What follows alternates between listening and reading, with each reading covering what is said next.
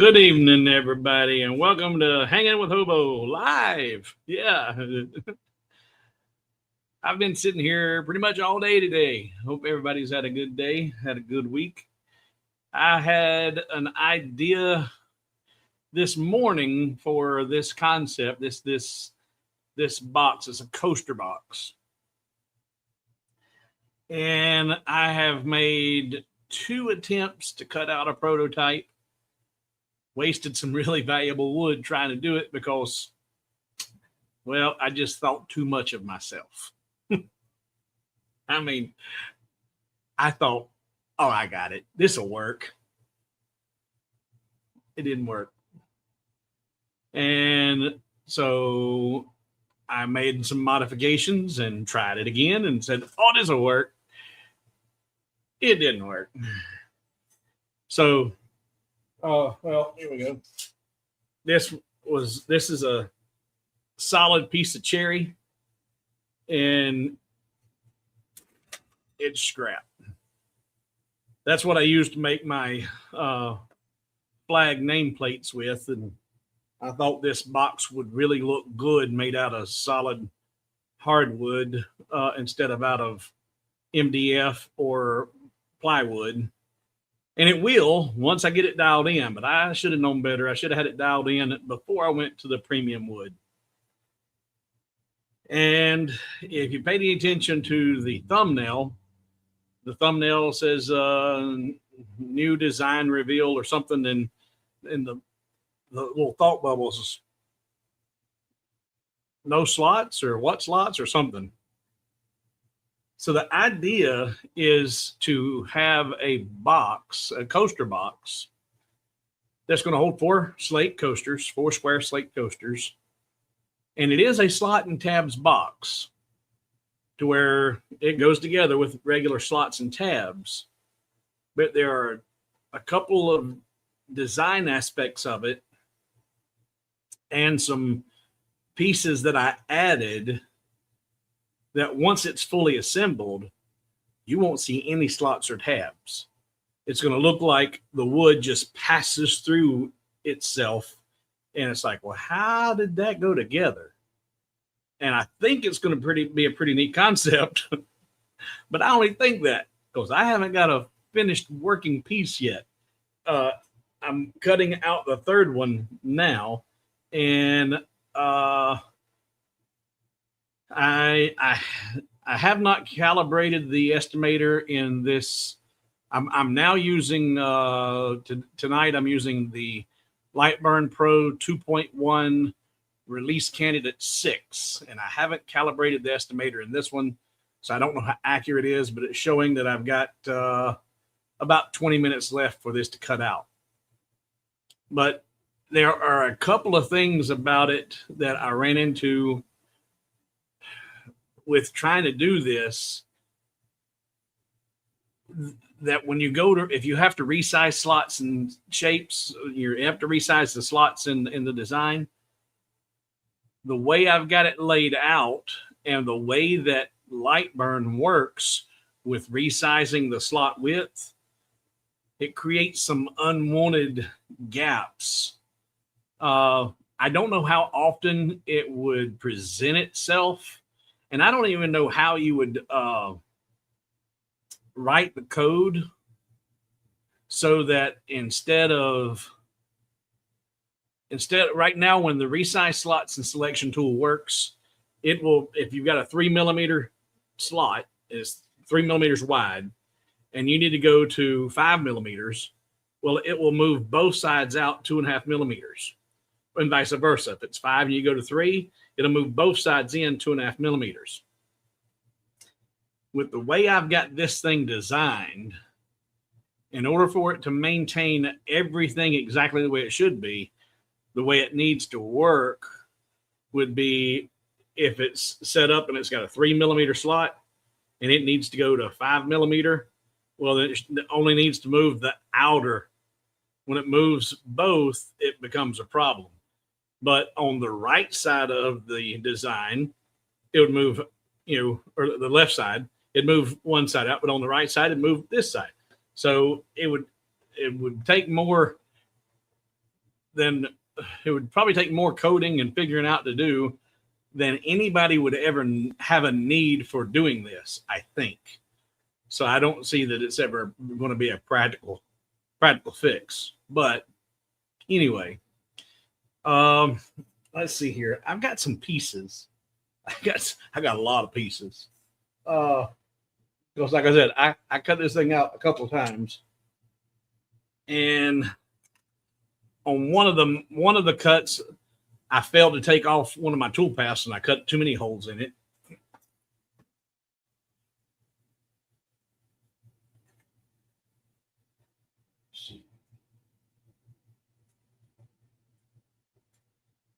I'm going to see if I can piece together just enough to give you an idea of what this thing's going to look like.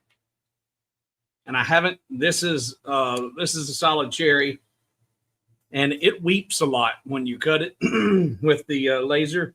It brings a lot of sap to the surface. So it's got a lot of overburn and sticky, but the idea, and let's see here, I'll come to, and I'll show you the actual design here in Lightburn in a second. But you can see lots of slots and lots of tabs. Lots and lots of slots and tabs. And actually, I need the other one. Those are the same ones. No. Well,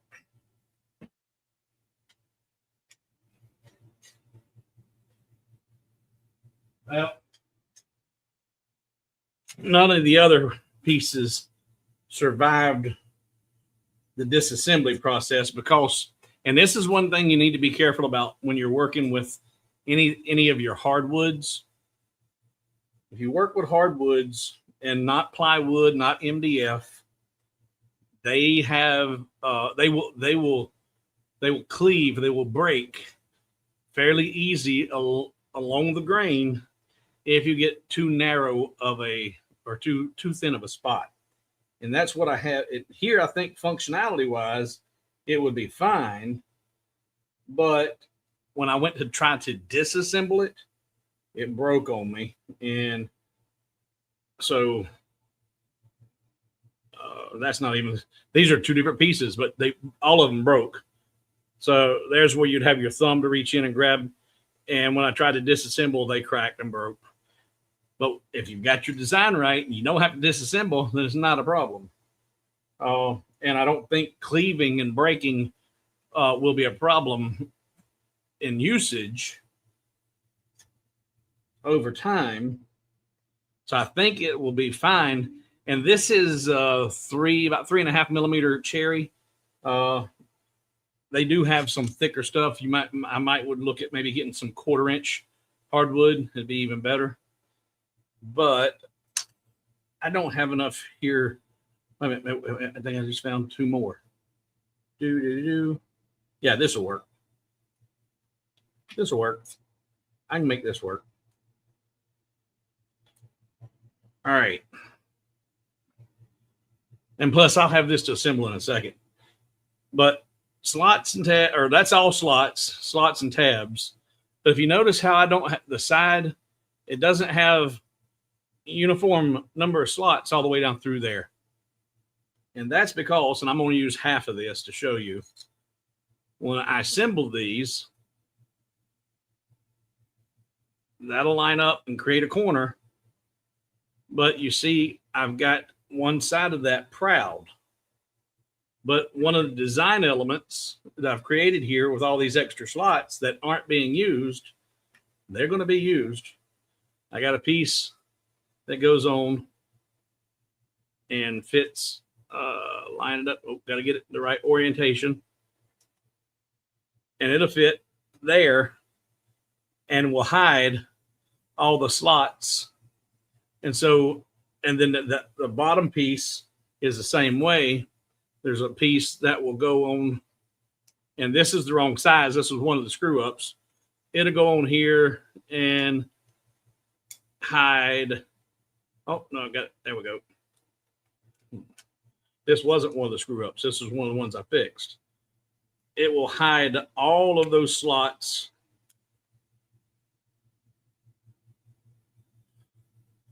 down the side like that. So it's going to look like the bottom of the coaster box will slide through and out on all four sides. And actually, with the redesign I've done, the bottom, to make it easier to assemble, the bottom does actually extend all the way out of two sides. There's just one large slot and the bottom slides through it. And then the opposite sides have a setup like this, where you'll have some slots and tabs to help lock it in place, and then a cover piece to hide it all. I think it's going to look pretty good, and we will find out here in about 15, 20 minutes, because this won't, I'm cutting it out of the Craft Closet MDF. It won't take long. But let me run over here to Lightburn and show you the layout of this design. So right now, here's, like I said, you got this really long slot that's going to allow this, the base, to slide through opposing sides. And this, what I did this because one of the problems I had with having the slots on all four sides of the base was trying to get everything assembled, and you have to hold your mouth just right and make sure you got all three sides, four sides lined up, then squeeze, push. So I said, okay, got to be an easier way. So what I did was, on this side, if you pay attention, look, or if you notice, this side has got tabs that's going to stick through. Same thing here. And this is like just one large tab. So this has got tabs that come all the way through it. But on this side, you've got these, those are the slots with tabs coming through it. This has got your slots and on the sides and the bottom. And by doing it this way, I think it's going to be a whole lot easier to assemble, I think. And I hope I don't lose you or flicker. We got thunderstorms moving in. The rain just started, and there's been lightning. And with where I live, it don't take much, and the power goes.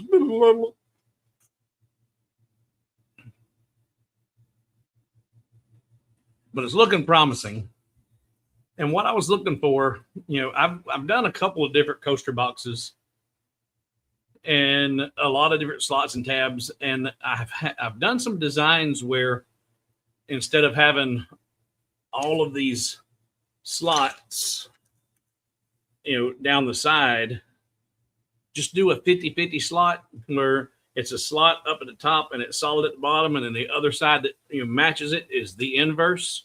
So when they slide together, you get this same look, but those aren't very strong. I've had those, depending on how you glue them up, they can be fragile and or break.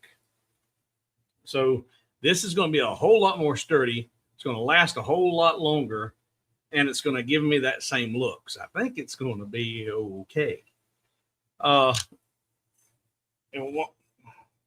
while we're waiting on this, a little bit of house cleaning or a reminder. Today is March 21st, 2026. For everyone who has the prepaid patron account on the new website, it does expire on March 31st. So if you haven't signed up yet with your, because I sent you the grandfathered Patreon link whenever I let you know about the other. You'll need to make sure you go in and sign up with that grandfathered link to continue your support with the previous pricing. If you don't have that link still, you can email me and I can send you that link again. But your current prepaid or free membership will expire on March 31st. Yeah, that's a thunder rumbling. So what's Chris saying here? If you added an extra layer under the coasters, you would raise the finger slots and for extra strength, so it probably wouldn't break during disassembly. Yeah, well, this with as tight as I make my boxes. So I like tight boxes. As tight as I make my boxes, they're not designed to be taken apart. They're not designed for disassembly. And these were stuck pretty good. And because they are solid cherry, they broke right on that. If the wood grain was running parallel to that, I probably wouldn't have had one break. So that's something else to think about too, is which way the grains run for extra strength when you're working with hardwood.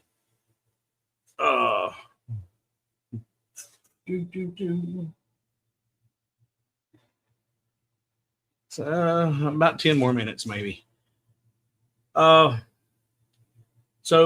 let's see. We did. What did we do this week? Oh, I worked with, like I said, I've got release candidate 6. It's okay, baby. Lay down. She does not like the thunder. Lay down. It's okay. They won't bother you. She may end up over here in my lap before it's over with. In fact, that ain't gonna work. Her in my lap, but I got release candidate 6 and played with the quick nest feature, and I did a video on that this week. And a lot of the problems that I was having before have already been resolved, which is great. I have been having some issues with loss of communication and unable to reestablish communication. Even resetting the devices wasn't working. I had to power the laser down and bring it back up. So there's still some issues going on with, even with the 2.0, I was, if you stop the job or didn't let a job complete for whatever reason, I had to reestablish communications with the Rolly. It never would stay connected to the Rolly. And I know there were a lot of different lasers out there that were having that problem, and they fixed a lot of those issues, but I never got it fixed with this one. And and now it's even gotten worse with this release candidate.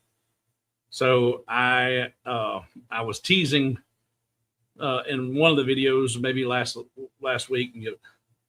I have never owned an Apple product, but I think I'm ready to buy my first one ever. To see if I can. And in fact, I even I think Adam Hale from Lightburn commented on the video, and I said, I'm actually considering my first Mac product. And if I do pull that trigger, before I do, I'm going to reach out to Adam or somebody over there at Lightburn and say, hey, look, I'm tired of struggling with Windows. What is my best, most perfect Mac product to buy to try and eliminate as many of these gremlins as possible? I know they can't give me an answer that's going to solve all of them, but I think they can help me, keep me from making a bad decision. Jer's asking, do you think they will have the quick nesting for it overlaps cut lines? Do you think they will have the quick nesting for it overlap cut lines before it can have? Well, here's the thing about overlapping lines, Jer. Depending on what you're cutting, overlapping lines, I used to use it a whole lot with when I first started out.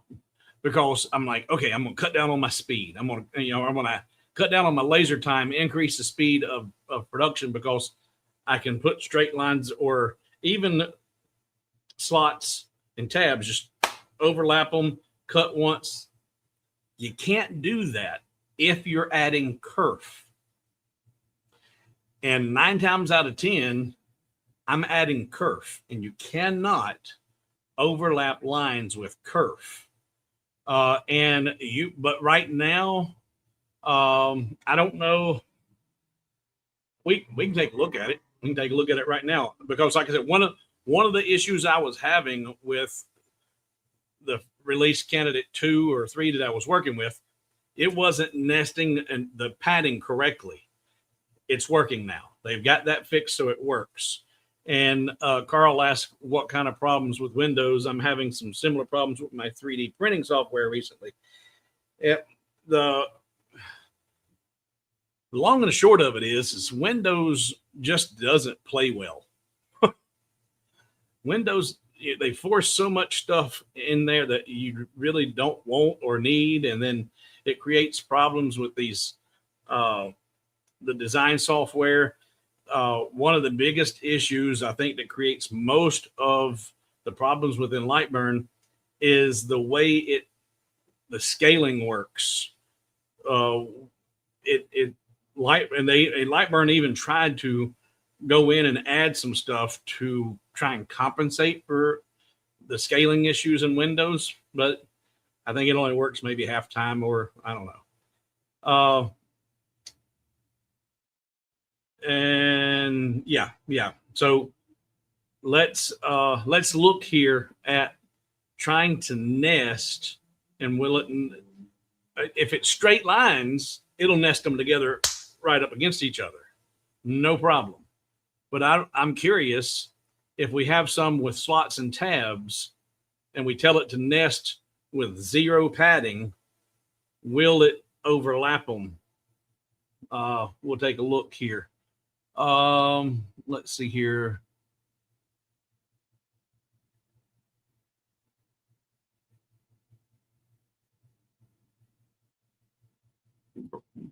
The brain says, I recently had problems with whenever I would shut off my air assist, it disconnects the laser. And I would say that's probably, if it only started with one of the recent updates in Lightburn, it's probably something going screwy with the commands being sent to it. Windows is no longer an operating system. It's becoming an app manager. All right, so let's go over here. And I'm going to move all this down here. And I'm going to create some boxes, just some regular boxes. And we'll do 4 of them. And we won't mess with all that random orientation. And we'll go ahead, oh, not that. We'll increase it so we get some definite space there. Say okay. So if we've got 4 boxes over here, and just for giggles, I'm going to move them around. And oh, wrong way. All right, so you got that. And if you've got a piece of material on your workspace that's 300 by 300, and you put it in the bottom corner and you put it on a toolpath. All right, now for the sake of visibility, I have turned off my text or my font menu or the text modifiers. You can't see any of that. So now you can see in my toolbar all of the tools for the docking, because that's where the quick nest feature is in the docking tools. And I initially thought you had to select this, hold shift, and then select your path, but you don't have to. All you have to do is select your desired location plus all the pieces you want nested. Come up here and change your padding. What do you want it to be? I'm going to tell it to put it in here 3 millimeters apart from one another. I'm going to turn off the lock objects. Let's see. I had a problem with this a minute ago. I'm curious if this is going to work when I turn this off. But now with all of those selected with a 3 millimeter padding, I'm going to tell it to quick nest, and it's right here. And there it goes. Now it worked. So there, it's nested everything together, and my laser just completed the cutout. So we'll start this assembly here in a second. So there, everything's nested together with a 3 millimeter padding. But now let's do Control Z. He was asking about doing it so that you could have overlapping lines. You can do that by changing your padding to 0 and tell it to nest. And now they've nested right in there completely. And they will, if you have your optimization settings set right here, and you've got remove overlapping lines turned on, then that laser is going to only cut those 4 inner lines one time. It's not, so it'll save a lot of time. But if let's see if it'll do that with slots and tabs. That'll be curious. So let's come back over here, and cancel that, and we'll delete. Well, we'll delete 2 of those, 3 of those, and real quick we'll add some tabs to this. Put that on the cut layer, duplicate it.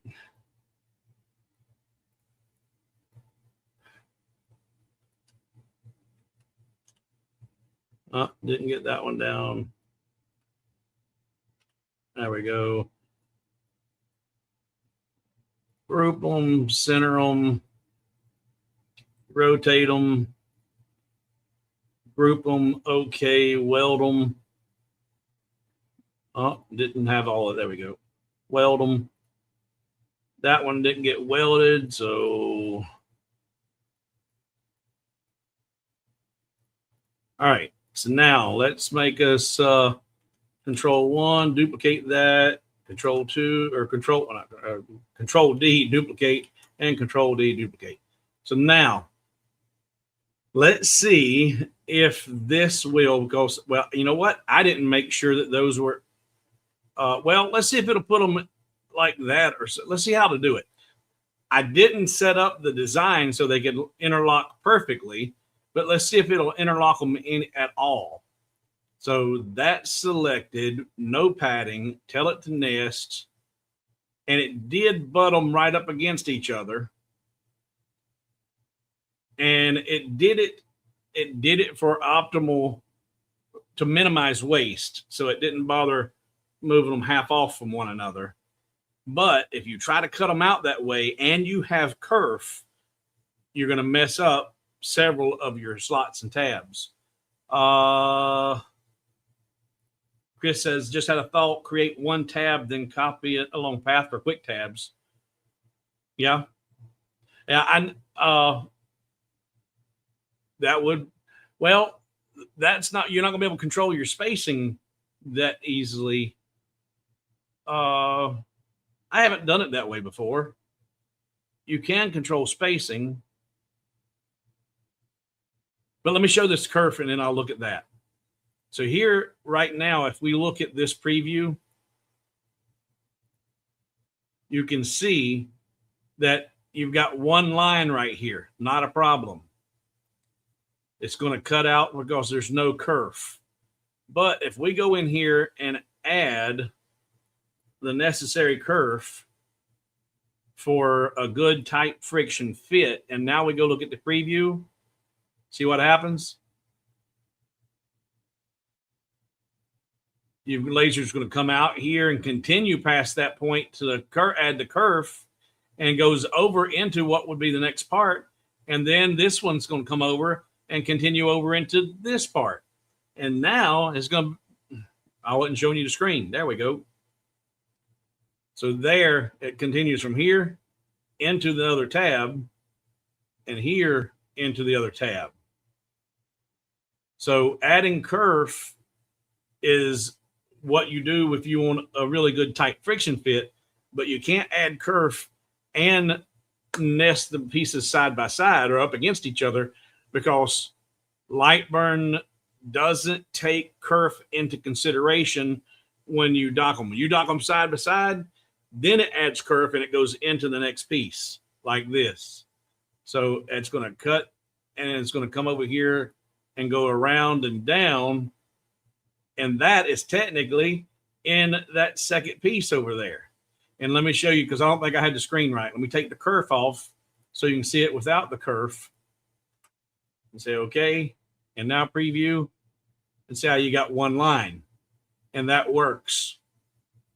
So you can't use remove overlapping lines and add kerf. It will mess up. Now add padding. Well, if you do if you add your kerf and you add padding, let's see if you can add kerf and then add padding of the same value and see if that works. So cut that out. Come back in here and I'm going to add a 0.12 outward kerf. Say okay. And then I'm going to come up here and add a padding of a 0.12. Oh, you know what? I need to move these around a little bit. Actually, you don't. I'm going to overlap those like that. And if I select all that, and I only got 1 decimal point there, so that's going to be an issue. I can't get the 0.12. There, it does space it out, but I'll bet you $1 to donuts that because they're not technically overlapping here in the preview screen, but with the kerf, they will be overlapping. Lightburn won't recognize them as overlapping lines. Let's look at the preview.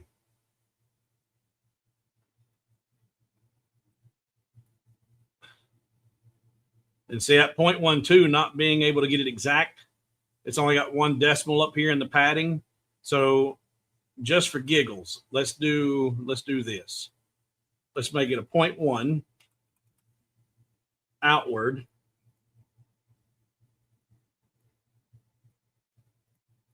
Renest it with a 0.1.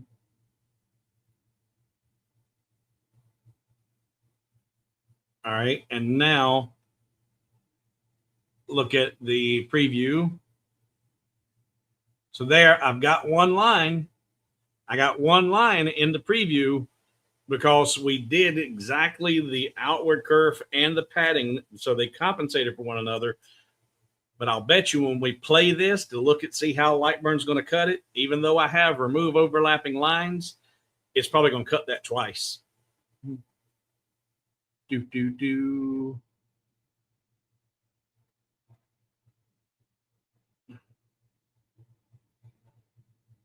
Oh, you know what? I'm going to change the passes. Change the number of passes so we can see it clearly. And scroll it back. All right. So we're going to get 1 complete pass. Then it goes back over there. And see, cut that line again right there. Cut it. And goes all the way around. And cuts. Well, it didn't cut that one again. So it started here. Oh, you know what, though? Let's do this and let it play in real time and see if it jumps.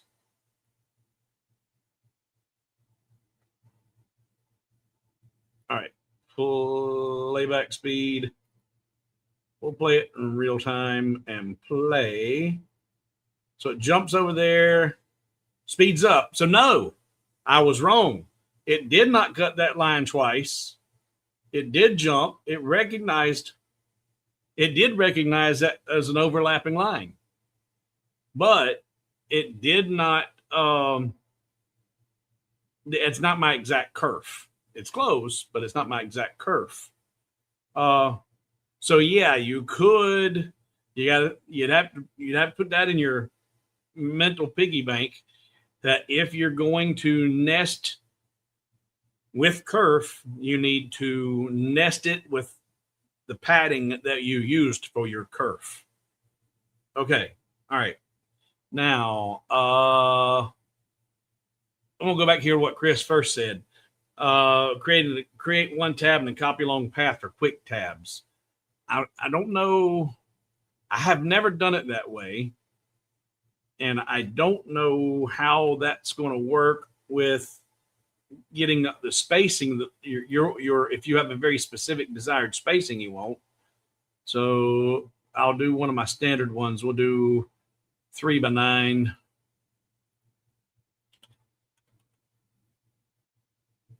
And let's align it there and Alt Shift vertical, line that there, and that's 9 mil. So I would have a move of 9, say okay. There's where I would probably start that tab if it worked out to be the exact spacing.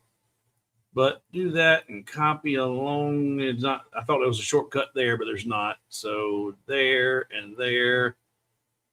Arrange, copy along path. All right, so you need to tell it to rotate the copies and then space between copies, let's say 9 mil. All right, no, let's say 18 mil.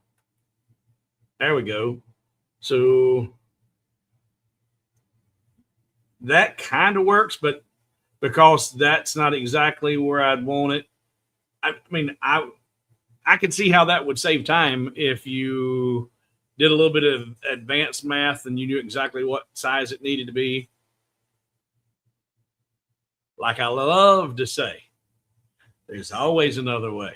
I've never done that, but with a little bit of pre-thought going into it, like this. Cancel. What is this here? This is, let's make this 78 mil square. 78 mil. And there, Alt Shift V down, move that over there. All right, now let's see, 78 mil, and I want to have, now this is where a lot of people get lost because they're going, what'd you just say? What'd you just do? All right, first I want to say, well, how many tabs do I actually want? If it's 78 mil across there, let's say I want to have 4 tabs, no 5, we'll go 5 tabs sticking up. So we want 5 tabs. Well, if I want 5 tabs sticking up and I want them to be off of the corners, I need 1 extra space than I do tabs. So I need 5 tabs and 6 spaces. So 11 total spaces. So if I know I need 11 total spaces, the size of my piece right here, instead of 9 mil, it's going to be 78 mil divided by 11. And there is, I need to unlock that and put that back to a 3 mil. So there, my width of my tab is 7.091. So I would then move 7.091, and I don't have a 1 there. So put that back to here, move that over 1 space, and then take that and say arrange, copy along path, and rotate your copies.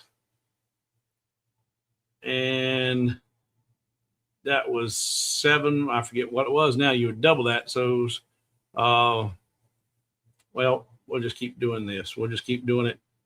Oh, let's see. It wrote space between copies. 15. I forget. And this is where I've not done this. I don't remember. My value was what? 7.09. So that'd be 14. My 14.08. 7.091 times 2, 14.18. All right. So, and arrange, copy along path, 14.08, rotate copies, and there you go. Well, I don't know why that worked, but this doesn't work. And see, I could do it. I could figure it out. I can make it work.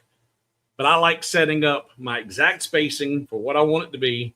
And then I use the circular array tool just to spin it around all 4 sides and then group those as you create that array and then just weld it all together when you're done.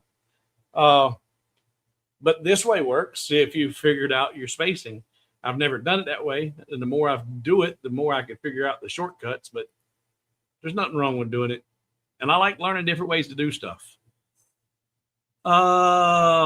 It probably won't nest tabs and slots as it is or was working on boundary boxes. Haven't had time to test yet.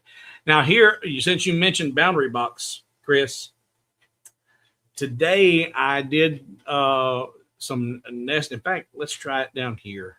Let's see if I can recreate it. Let's get rid of all of this. I'm going to duplicate this, group it, send it to the home position, ungroup it, and then bring this up here. And I'm going to move some stuff around a little bit just to make it have to think and do something.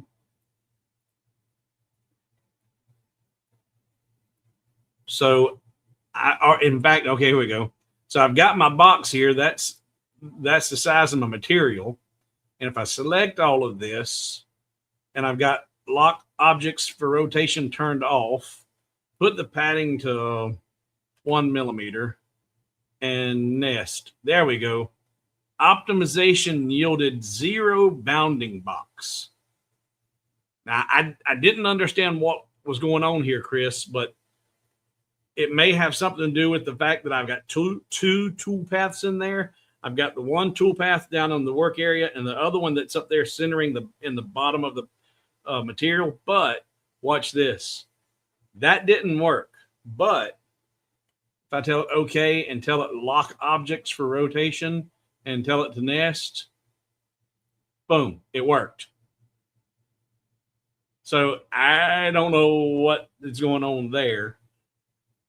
But there's still a couple of little termites in this thing. I think all the gremlins are gone, but there's still some termites in it that need to be squashed. Let's see here. We'll go back that. There you go. Hit that thumbs up. We're going to assemble this box, I hope, in just a second. Could you increase it by 10 times, then later reduce it back to cater for lack of decimals? You could, yeah. That's just too much math, buddy.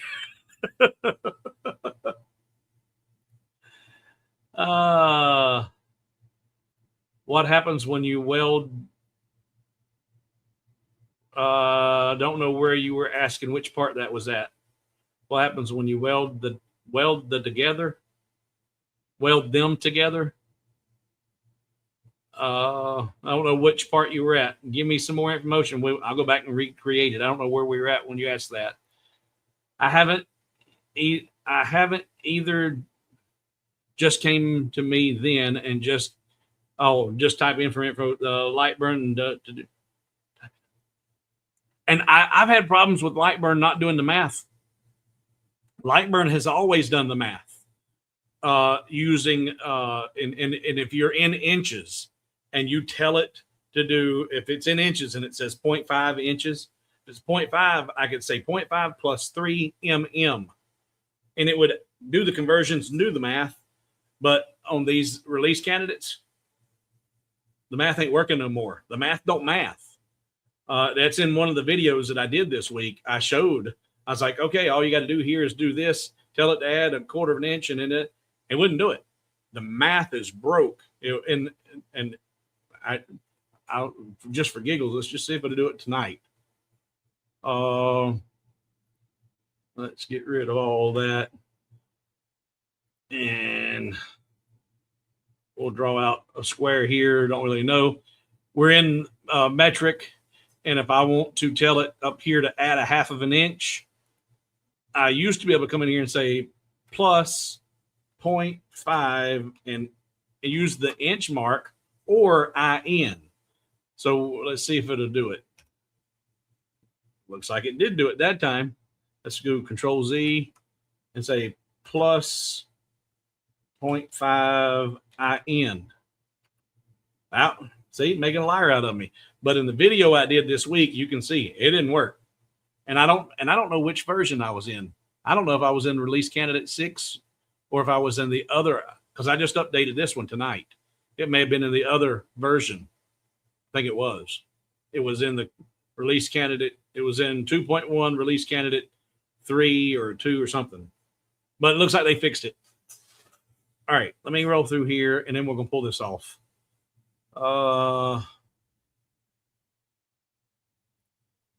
With 2 toolpaths, it probably didn't know which to use.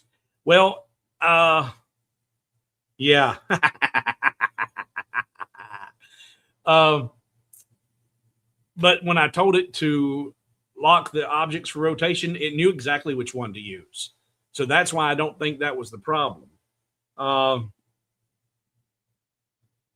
And because no matter how you rotate them, they wasn't all going to fit in that little one. It was weird. It was weird.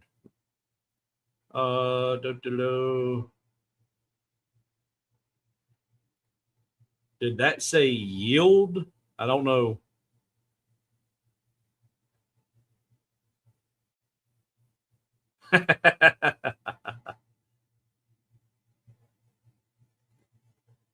Tabs along path welded together. All right.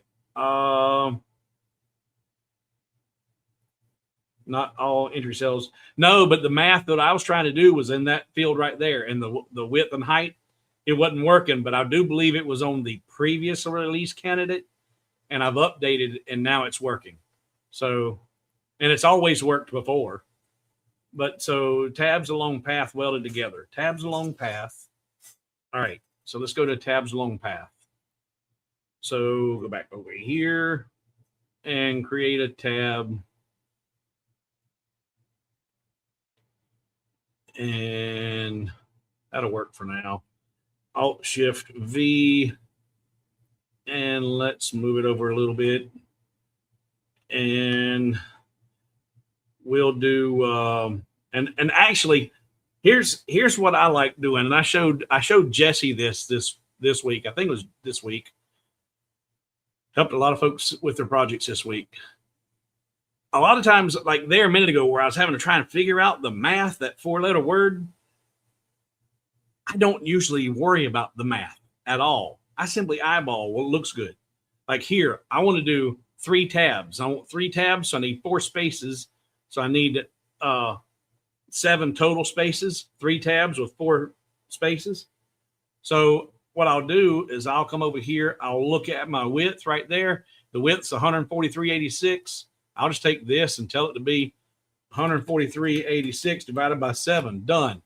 And then that's 25,551. I can align that here. And instead of messing with my move tab, I'll just move that to there and Control D, duplicate that, move it over, align it, then duplicate that, Control D, duplicate that, group them and move it to the right side. And now ungroup all of it and move these inside and move this one inside. And that's actually too many, so just delete that. And now you space those apart with equal space between them. There we go. So those are my necessary tabs. Group them. Circular array. Only need 2 copies because the sides are different. Say okay. And group those. So now those are grouped. I can hold shift and weld those together. But now here, you sometimes when you do that, you get this one that didn't weld. All these did. Don't know why this one didn't, but it did. So you have to ungroup it. Then you select it and just draw it into it. It doesn't matter. And weld it together. And now they're all equal. And then you come over here if you want to get the same thing. You come over here, get your rule. And how long is that one? 9180. And let's run a tab. And we want this one to be 9180 is the total. And I want 2 tabs plus the 3 spaces divided by 5. There's the length of it. Duplicate that or put that right there. Duplicate it. Bring it down. Put it in that corner. grab that and duplicate it, bring that down here. And now I can get rid of one of those, or get rid of this one and this one. And those actually should be right where they belong because I only did two. Group them. Circular array. Group them. Weld them. Done. So now they're not the same height, but guess what? It don't matter. I can go here and go to the tools. I don't even have to measure it. Just tell it I want the material thickness to be 5. And I don't know what this is. We'll put it at 5. And then we'll start this and tab height. There we go. So recognize those. I'll just keep increasing, not that, 5. I'm the wrong one. 5. And I'll keep increasing the tolerance. Oh, 5 is all it is. Okay. 5 is as high as it'll go. So I have to do those, say okay.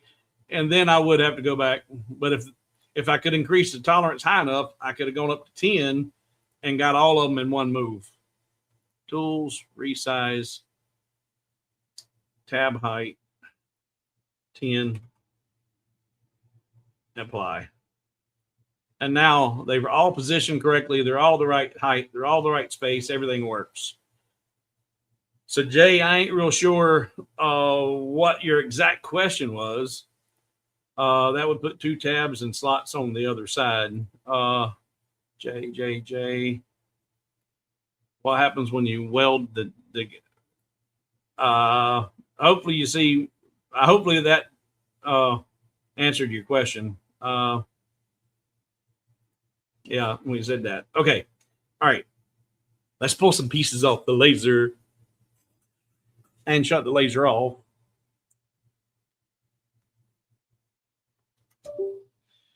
Killed one of the fans.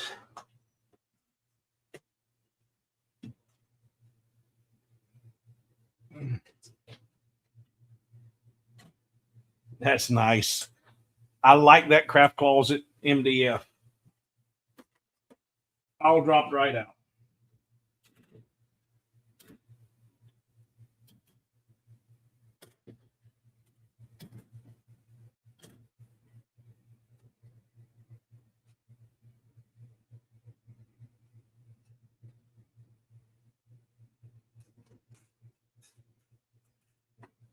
All right.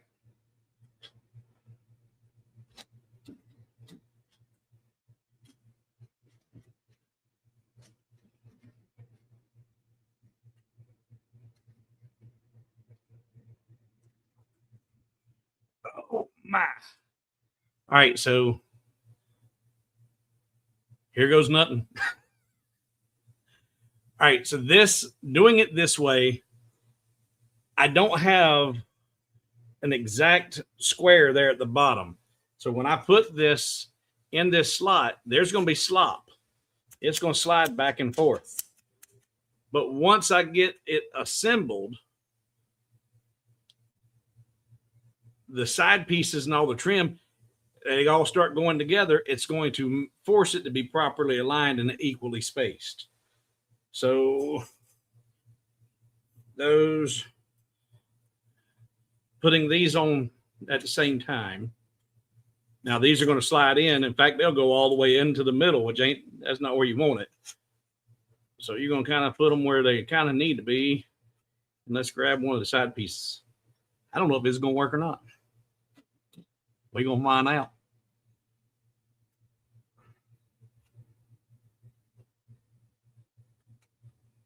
All right, so the end piece slid off. All right, one end piece, slide that on. Got my kerf good and tight, boy. Good and tight. Started. Might have to get my little rubber out. And this is why I couldn't disassemble it. In fact, let's put those on first. Let's take the end pieces off.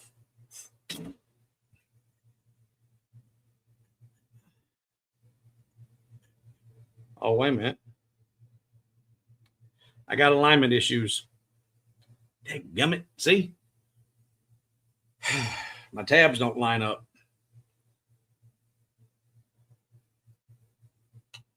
Damn it. All right, let's go back over here to Lightburn and see where the problem's at. Let's get rid of this. Come down here. Let's grab one of these, duplicate it, bring that up here, and then grab my base. Duplicate that, bring it up here. Ah, dadgummit. Bring that up here.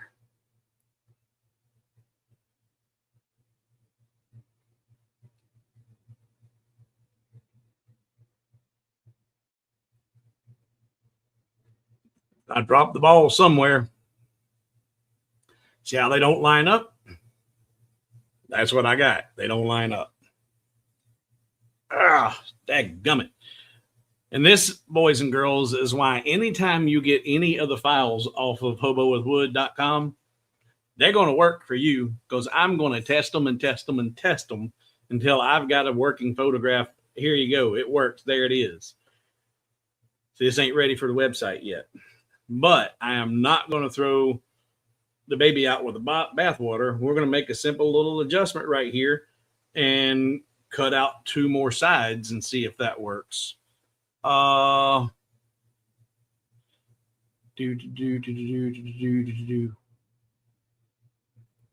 happens if you turn over the bottom piece? Will it line up? Nope. Nope. And yeah, cardboard for prototyping is smart. I used my nice cherry for my very first prototype. It tells you how unsmart I am. All right. So I'm not going to throw the baby out with the bathwater. I'm going to use exactly what I got here to just simply move the slots in one piece to align with the other piece and be done with it. Is it possible that one side? No. No. I just screwed up the slot alignment whenever I put these in here. But because if I take this and flip it over, you still got that misalignment. The bottom, actually, I wonder, the bottom will be the easiest one to cut out again, because I only have to cut out one piece. So what I'm going to do is, right now the bottom is grouped with that toolpath.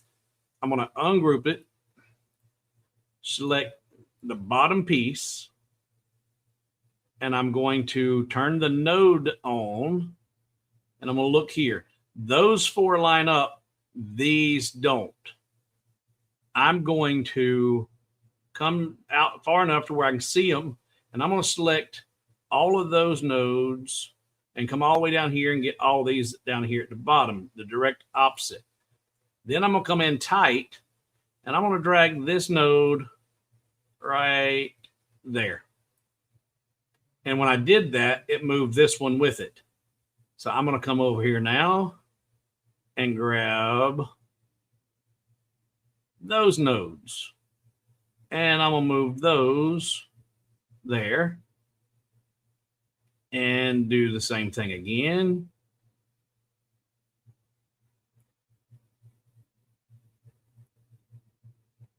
There. And again.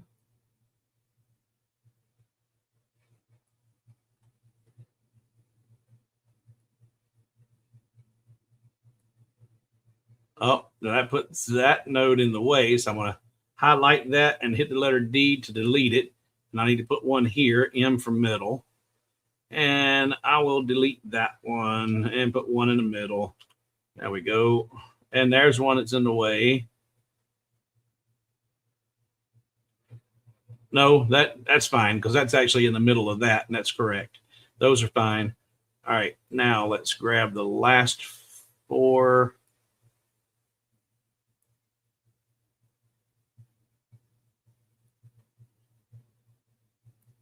All right, and that works.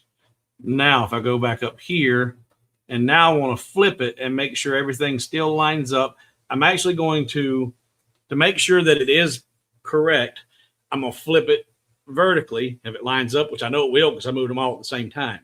But then once I flip it and invert and make sure it works vertically, I'm going to flip it horizontally and make sure it still lines up.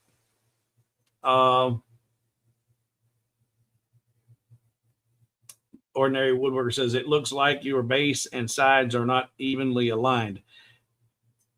I think what you're seeing might be, I don't know exactly, but well, 2 of them are going to be elongated, but you might be right. Now I look at my toolpath. My toolpath, that's the center of the base, is not where it should be either in relation to that other piece. Let's take a look. Because this toolpath is supposed to be in the center of that, and it is. So if that's in the center of that, then you'd expect the toolpath to be centered over this piece up here, and it's not. So I may need to go back and make some more adjustments to this piece. So let's take this, let's group it back. Now that that's grouped, hold shift and select. Let's ungroup all of that to where I got just that. That works. All right, so that needs to be centered over that. There we go. Yep. Yep, I need to make more adjustments. All right, so now let's go back here, select the base again, go back to nodes, and we're just going to move stuff back in the other direction now. Who was that? That was Ordinary Woodworker. Ordinary Woodworker.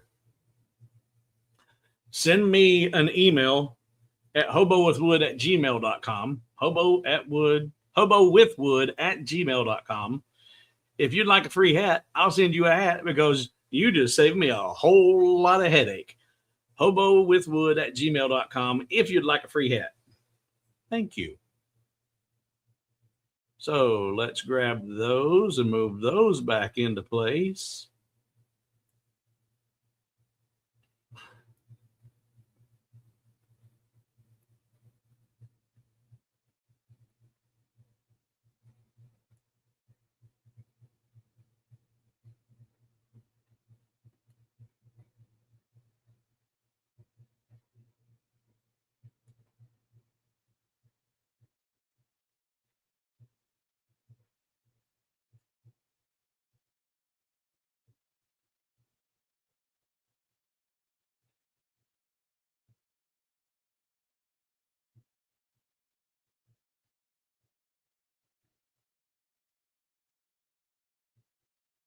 One more. I flinched. I double clicked and deselected them. There we go. All right. So there. That's centered. That's centered. Those are good. That's good. I did not change my side piece. So my side piece should be okay. And let me grab the side piece. Let's turn ordinary off here. Ordinary, you're not ordinary tonight. You're extraordinary. You are extraordinary, sir. So that's something don't work. Something don't work. All right.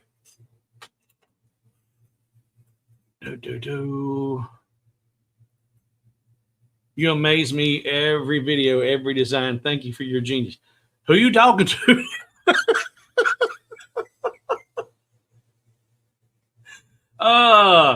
Scott, yeah, you could move them all at the same time if they were off the same distance, but I don't think they were. I think I managed to just screw it up somehow, and that's why I was doing them individually. If they were all the exact same, yes, sir, you could have selected them all and just. But I think I managed to really screw the pooch, and that's why I was doing them individually.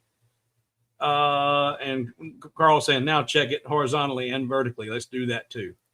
So let's go back over here and check to make sure that that placement's correct. So let's take this one and flip it horizontally. It's good. Let's flip it vertically. It's good. It's good. It's good. It's good. It's good. All right. But I've got a problem. I've got a problem with my piece here that's going to come up here and hide all of that. This, I'm going to group it back together and move it out the way. This piece has got to go snap here. It's going to snap onto that center hole. See, I don't have any holes out here for these to go into because there isn't no center tab that's allowing that piece to snap on. Let's see here. Let's grab this, duplicate it, rotate it.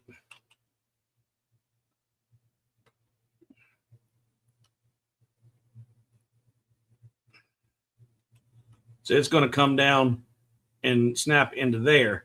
But I failed to, and I remember doing this because I was like, well, these outer ones are going to be closer than the rest, but it ain't going to matter because it's all going to be hidden anyway. But I forgot to add them. So I have to add some rectangles out here, slots for that end piece to snap into.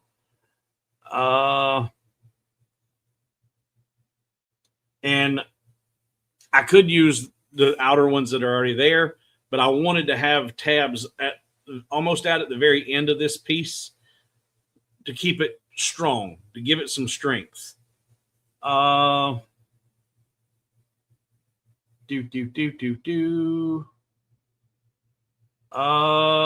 need one of the mouse pads with the light burn key functions. I can't, and you got CRS. Hey, 2 strokes. I don't even try to remember anything. I don't remember nothing. I wished I could tell you exactly who was that sent me that and who told it. They shared it. If you're in the stream and you've got that information, share that again with the brain here about how to get that.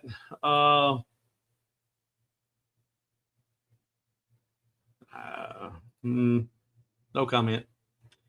All right, so back over here. Here.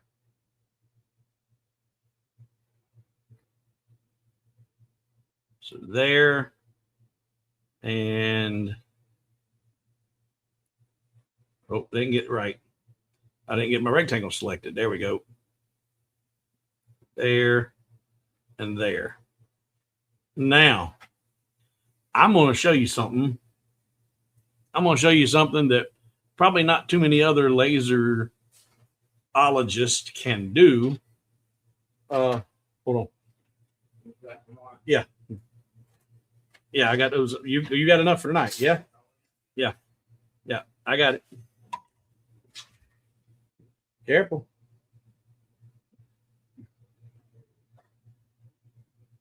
Don't worry about that. Yeah, it don't worry about it. It's broke.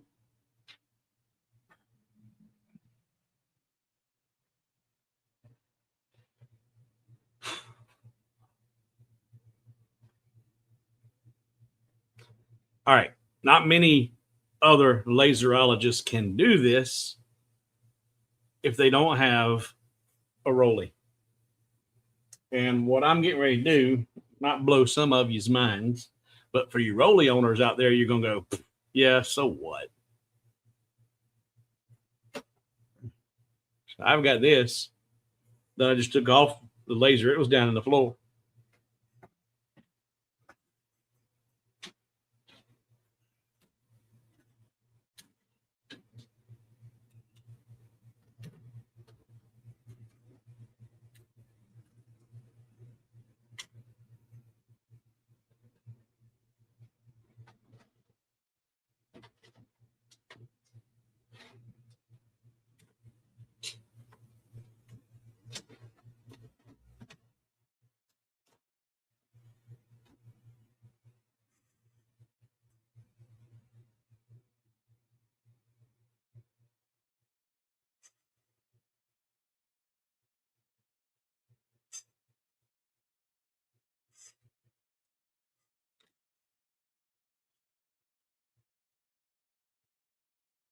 I did do it, but only on one of the pieces.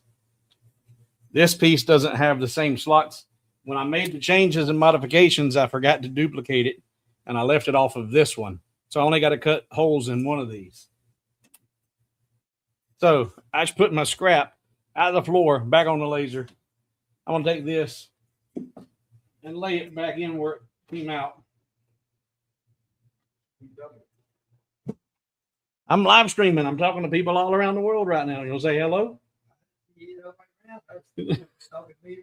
No, I'm talking to people all around the world right now. So turn the laser back on. Now, here's one of the problems. Since I've got light burn open, laser was off, now it's back on. It's not communicating. I've got to go into light burn and tell it to, and you see right here, it says it's busy, but it's not doing anything. If I right click on devices, it resets it and it sends the laser to home. Now that that's gone to home, I can look and see where that piece is at.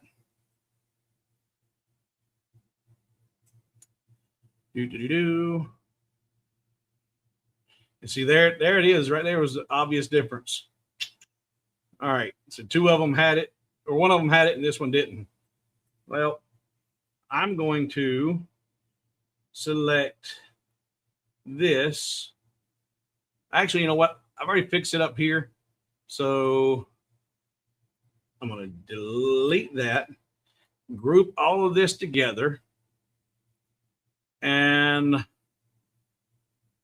since those two don't exist on the other, I can just come down here to this one, select all of it, make sure it's grouped. It is.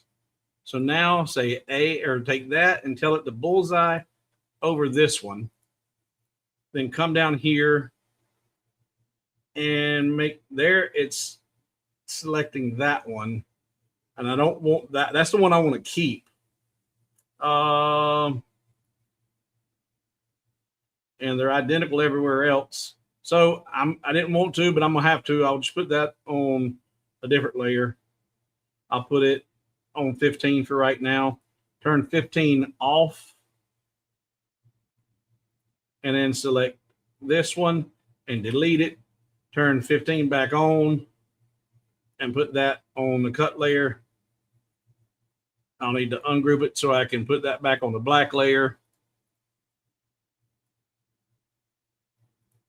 There we go. And group it back. No, I don't need to group it back.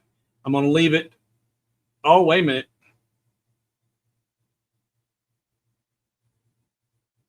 I got to cut those out. And that's probably what some of y'all were saying, maybe. I got to cut those out again anyway, because those are the ones that had all the slots on the side spacing incorrect. So I need to cut those out. But just for giggles, I'm going to show you how precise the Rolly is, which is unfortunate because you can't get one. I do got one. I got one. You don't. Na na na na boo boo. So I can just select that and select that and say start. You have no shapes selected within the work area. Oh, do I not? Oh, I didn't put it back in the work area yet. Dummy. Way to go, dummy. Let's take all of that, move it out the way for right now. Take all of this and group it and put it back in the home position. And this is another thing. I always work with my material starting at home. So now I can just put that right back in home position and just go back in here and need to ungroup it. So I can select just that one and just that one and say start.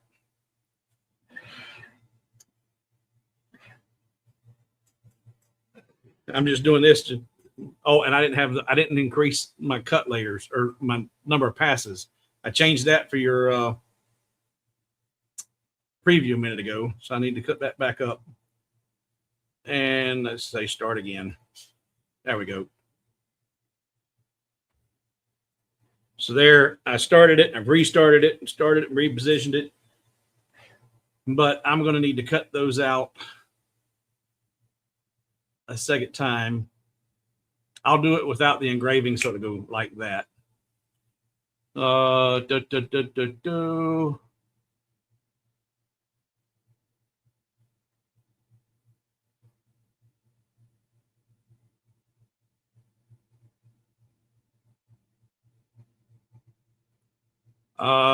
keep posting my email address with spaces, but it won't. It's not showing up on Steve's stream. All right, let me share it, Andy. Do. Here. Why ain't you going there? Oh, no. Go here. There we go. And here. And here. And Andy Hohen 5 at Gmail. Is that correct? Andy Hohen 5 at Gmail. Let's see here. Yes, sir. Okay. Copy and paste. Paste and share. Is it going to let me share it? Yeah, there it is. All right, so there's Andy's email. So you guys can email Andy, and he can share with you about how to get that done. Get the mouse pad thing. All right. Going on down.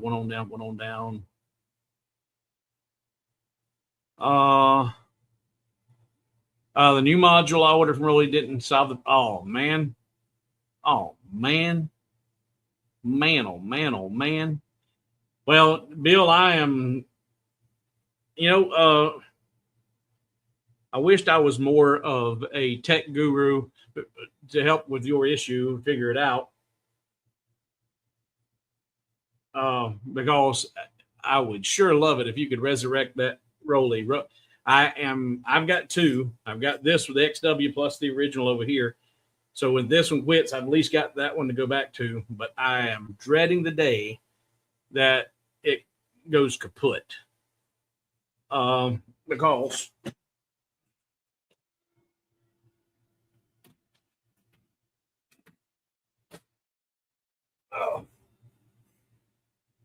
clean this up a little bit.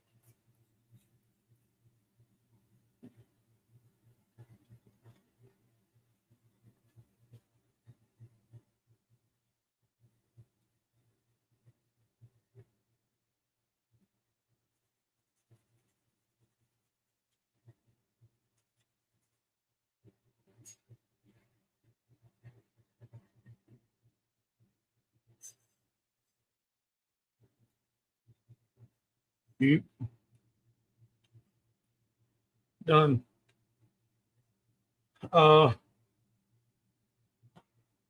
Do I need to? Maybe I don't need to change. Maybe I need all. Maybe all I need is the bottom. I'm gonna try that anyway. I'm gonna try just cutting the bottom.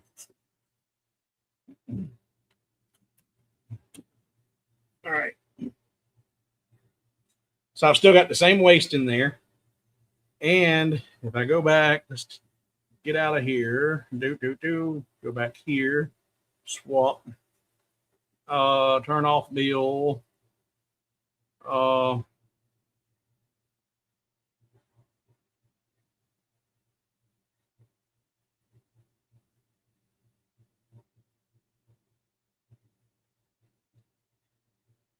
And rotate it.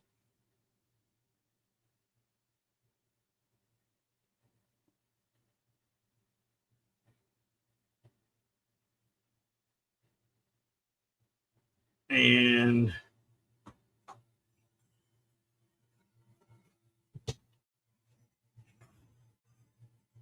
send.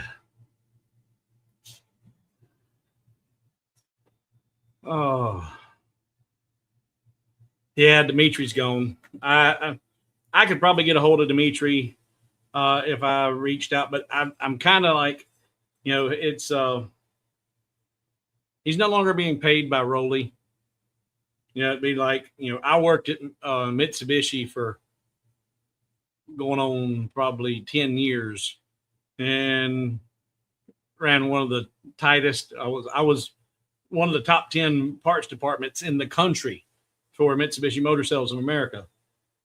But if somebody reached out for me today and want to know about what I need to do about a Mitsubishi Eclipse front bumper fascia, I don't know, and I don't care. I ain't getting paid for it. That's your problem.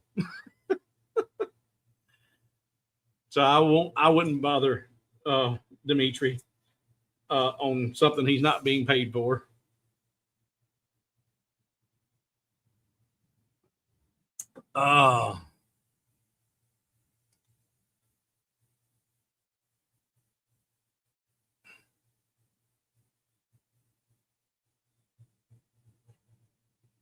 Delete old base, then restart for new base.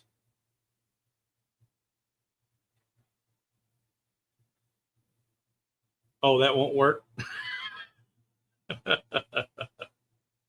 Yeah, that won't work. Yeah, and Carl says the loss of a Rolly family member is a real tragedy.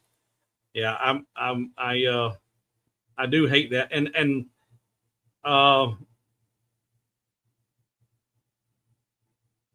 I'm sure the issue is solvable by someone with just a little more knowledge than you or I have. Share with, if you haven't already, Bill, share in your comments there what the machine is doing. Big Mike, you in the automotive parts business as well? Brother, I've done it all, my friend. I started out changing tires in Dad's work or Dad's tire store, and then when I needed to make more money to be able to live and provide for myself, I had to leave the family business because I wasn't worth enough. I wasn't worth any more than what I was doing. He couldn't pay me more money just because I was the boss's son. So I had to leave and go to work somewhere else to where I could earn more money. And that was Mitsubishi. And I sold cars for a little while. And then after selling for a little over a year, I went into management and went into parts and service and eventually just parts. And was, like I said, one of the top 10 parts managers in the U.S. for close to 8 years. I really enjoyed it.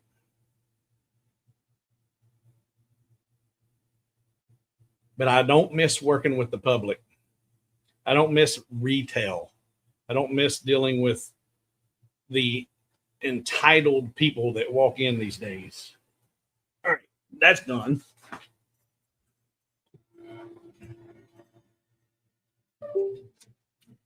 So let's try again. That's the bad one.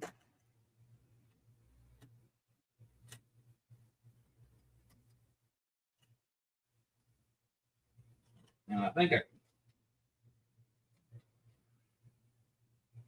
I may have extra pieces here. All right, let's try this again. All right, this time we're going to start with the side with the slot. So we're going to get down. No, I did it backward. Let me just check. Let me check both pieces. I might have fixed one of them. Didn't fix them both. Yeah, that works. This one's completely screwed up. This is trash. But again, the beauty of the Rolly. This is trash. I've got enough waste material in here that I might could get that one in here rotated and just right. I could get that cut out of there. But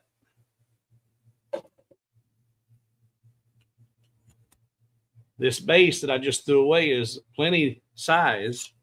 So now, because the Rolly is so good, I can drop this back in its original spot and then cut that piece out of this piece.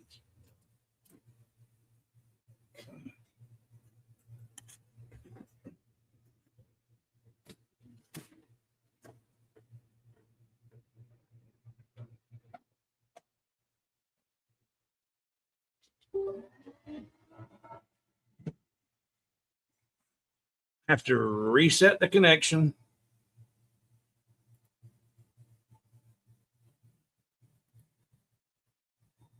And I'm going to double check, Control D, duplicate that, rotate that, see if these are both correct now.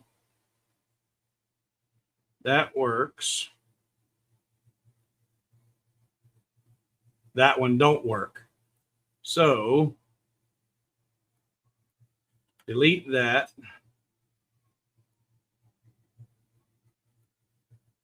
Delete that. Duplicate that and bring it down.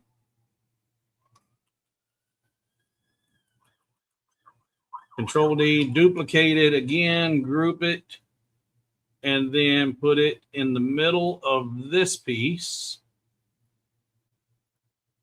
And I'm going to take the engraving off to save some time. And cut that out of that piece. Frame it. Looks good. And start. Okay, let's see here.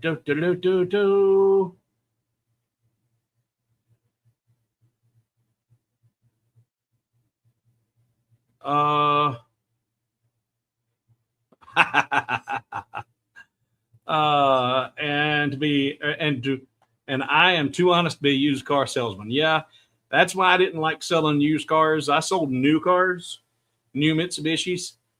I'd sell a used one once in a while, but only to close friends, and I knew the vehicle. But if you want to make money in the car business, you make money in the car business selling used cars. You can get rich, fat, and happy selling used cars. Big time. I was running a file and the carriage continued, but no run, but the laser output quit. Oh, continued to run. So he's running a file and the carriage was continuing to run, but the laser quit firing.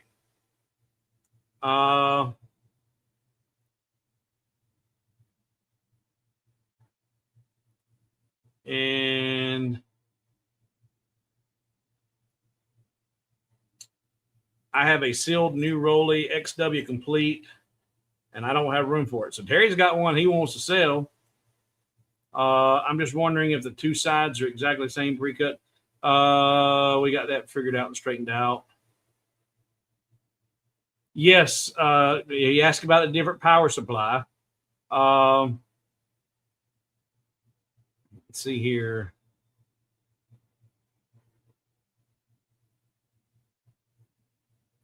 And he says everything works but the laser beam. As long as we are problem solving, I have a Rolly started having a problem moving in the X direction. It makes a horrible grinding noise and then shudders. And when it tries to move, have cleaned all the rails and lubed. So Bill, most likely it's going to be the motherboard. Mine did the same. He ordered a motherboard. Same thing. I put a new motherboard and it solved the problem. And then back to that Bruce, check the belts and the pulley rub screws. Are you able to move it by hand on the X axis?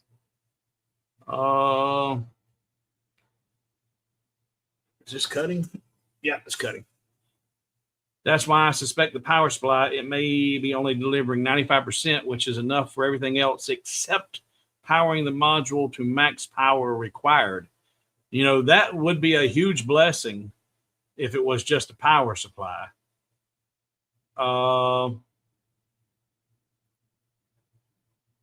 Bill says they are no longer available. Talking to Michael. Michael was, oh, I thought you ordered a motherboard. I thought you ordered motherboard and it didn't fix it.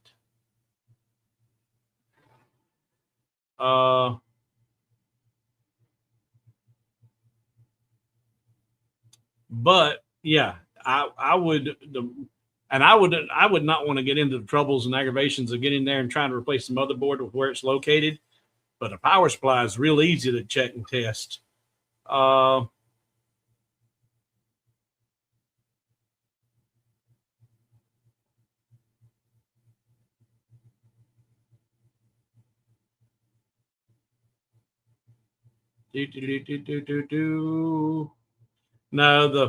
it was just improper. It was poorly aligned. Everything about it was wrong. And Bruce says he checked all the belts and the pulleys are okay. And yes, I can move it by hand in all directions. And Chicago Bob says that happened to him, and it turned out to be the wiring harness. You know, there was in the very, very, very early days, I think, in the very first Rolly, they ended up having to replace some of the wiring harnesses, didn't they? Because of an issue like that. Mine did that and changed the laser module. That took care of mine, except the laser module is noisy.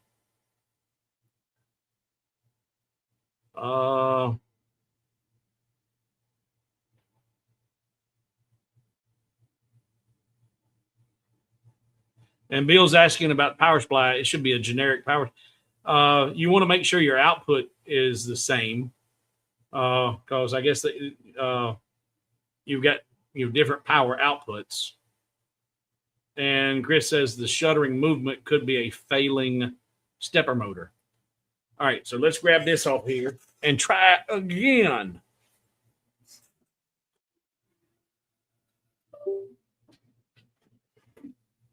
I about got the goodie out of that. And that's why I don't ever throw away anything.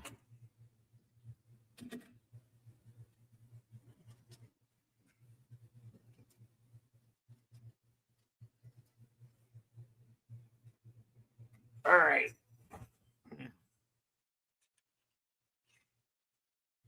That one's the bad one. I hope this lines up.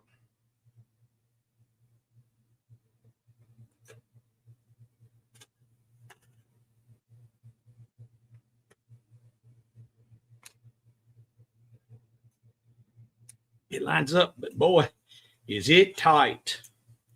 Like I said, I like them tight.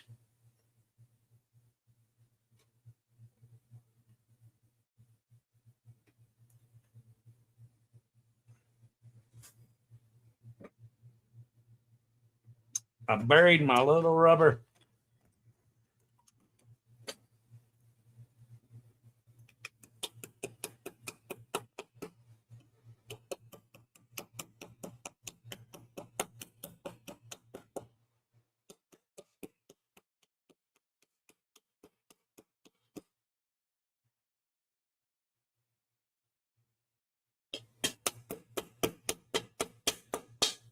You know what I think? I think when we was playing with all that kerf and I was showing y'all how the kerf messes up. Yeah. I got extra kerf added on here, and that's why this is really tight. I forgot to change the kerf off of this before I cut it. There. It's just tighter.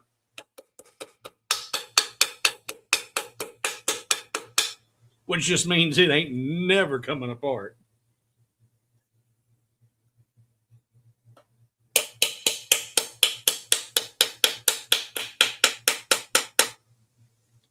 All right. So I got them on there.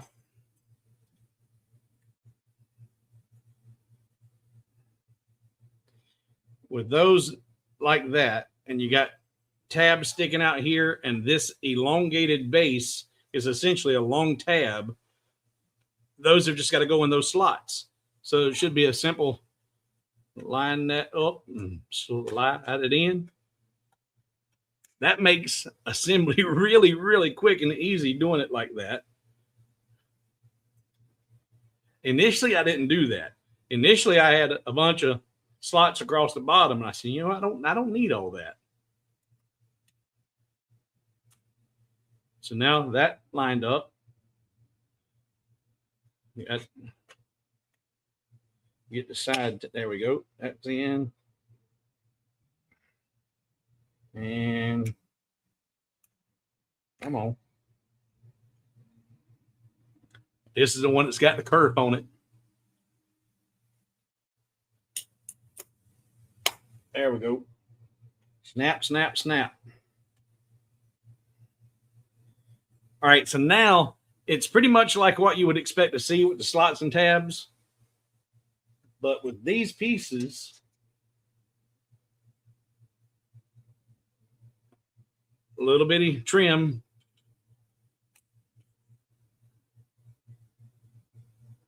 Hides that one. And let's see, where got that there.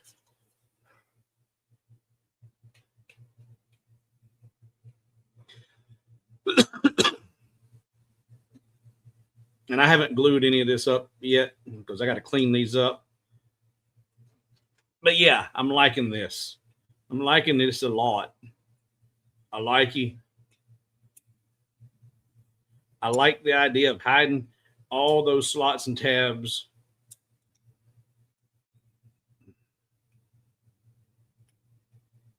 So there is that, and then that one, like I said, I ain't got it glued together.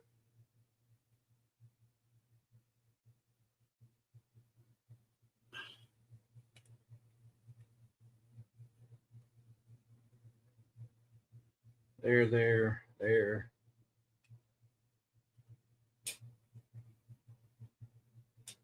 Oh yeah, this is the one with the kerf.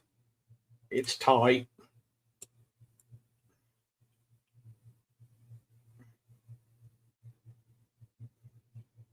All right. This one is really tight and it's very fragile. And I don't normally like to put on well, I call these internal slots. When you got slots that are not on the perimeter, but they're inside the shape, when you add kerf to it, it's adding kerf on all four sides of that slot. So it's making it really too small. And with this being as small and as fragile as it is, to try and force and beat this in there with that extra kerf, it's going to be challenging. I've got some extras, so if it breaks, it breaks. But I do not add kerf to internal slots.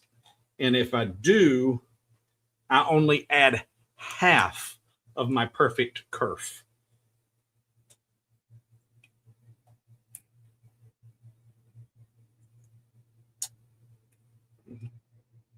It's going. All right, we're going to roll the dice.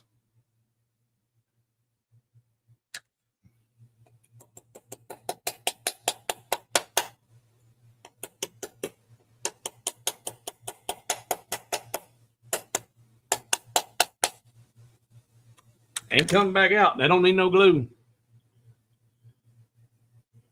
These side pieces are going to need the glue, though.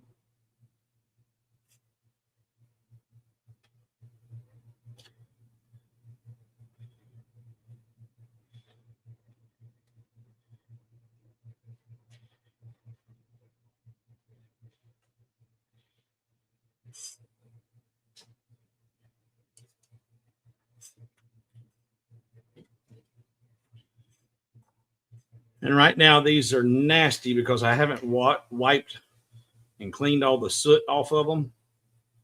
So this will look a lot better once I clean it up. But there.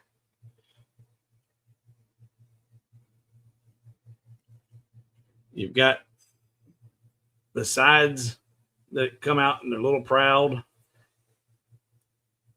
And it looks like the bottom just passes through with no slots or tabs. That one's going to be pushed. There we go. And glued together. That you won't see it once it's all tight and glued together. But I haven't. Has anybody else seen this before? Has anybody else? I mean, I've done interlocking where they slide together and you don't have all those slots. But have you ever seen a design where it's actually got all the slots and you then have pieces to cover everything up? What do you think about this? What do you think about it? I like it. The strength is going to be there. Once I get that cleaned up and glued together, that's going to be a nice box. right.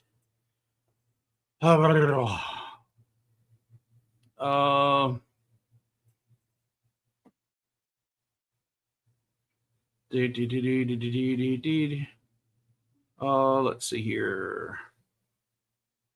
Looking back to see if missed any questions or comments. And I don't know if anybody answered that for Bill yet. Power supply. I know they're not generic. I don't know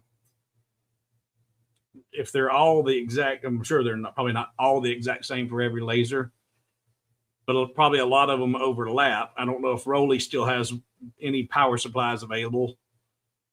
But you can look on the bottom of your power supply, and I'm sure it's 120 volt, but it's going to tell you what the output power is. And you want to make sure you've got, if you get a replacement, that you've got the same output power. As far as the cables and connections, most of those are all generic, but you want to make sure you got the same output power. Because if you get one that's a little bit less, then it may be what your problem is you're not getting the necessary output that you need.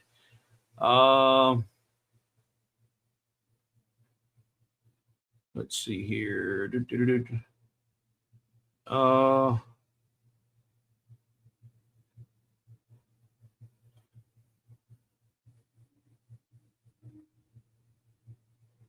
And I'm guessing, Bill, you've been reading these comments. People have been making suggestions all along.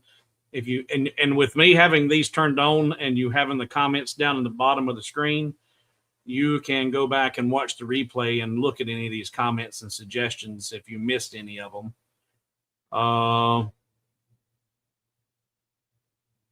right, so here we go. Dave says he likes it. Wayne's likes it a lot. I like it a lot. Looks great. Okay, good. Yeah, it just gives it a finished look. There's nothing wrong with slots and tabs because they can have their own, value to the look of it. But sometimes you don't. I get tired of seeing everything cut on the laser slots and tabs. So this just, once it's cleaned up and all the soot's off of it, it's going to look sharp. What did Chris say? Chris.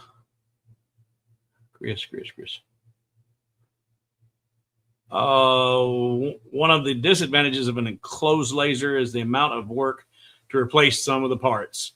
Yeah, and that's what Bruce said. Yep, you can say that again. Yeah, I would hate the idea of having to replace the motherboard on this thing because of where they've got it located.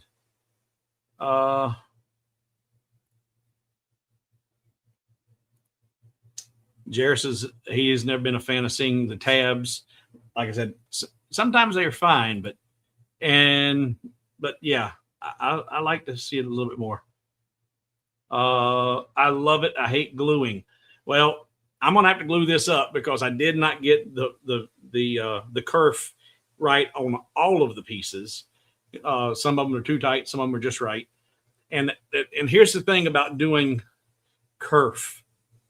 Once you fully understand what kerf is and how it works, you have to realize, like I said, when you do those internal slots where they're not on the perimeter of the piece, well, when you add kerf, it's adding kerf. It moves the laser in on all four sides of that slot. Well, by doing that, you have effectively changed the width of your material, but your material didn't change. So now not only did you move the sides of your slot in to compensate for the kerf, which is what you really want to do, you've also changed the width of your material on that slot. You've brought it in twice because it's moving. If you've got a 0.10 kerf, well, it's moving, and you've got a 3 millimeter slot right here, and you put a 0.1 kerf on there, it's moving it in both directions. So it just moved it in 0.2 millimeters less than, so now the slot is 2.8 millimeters. Okay.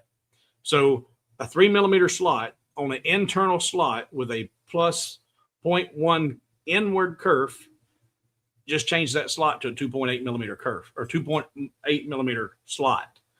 So that's why I don't add kerf typically to my internal slots. And if I do it only half of my kerf, so that way it's not bringing it in, that it's only bringing it in 0.1 millimeter. Same thing though here. Now I'm only getting half of the tightness that I want because it's not bringing in all the kerf that I needed or I wanted. So you have to really fully understand what's happening with that laser when you add kerf.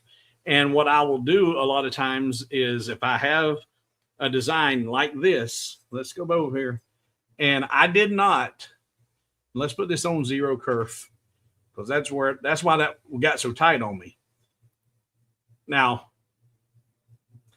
I don't do this for you when I put my designs on hobowithwood.com because I'm afraid that the majority of the people will not understand, and I will get 2,020 million questions about what. So I put all of it on one layer, and you will figure out what you want to do with your kerf. But if it's for me, my design, I'm going to cut it out. Once I get that, now that I've got this dialed in and I want to make one that I'm going to be selling or giving away, this is what I'm going to do. I'm going to come in here and I'm going to get rid of this because I don't need that or any of those. And I don't need this. I need this one. That's fine. We'll leave it where it's at. But what I will do is any of these that are internal, in fact, I don't need those and I don't need that. I only need 2 of each of those. All right, so these are internal slots. These right here, is it grouped? Nope. I will grab all of these, grab all of these.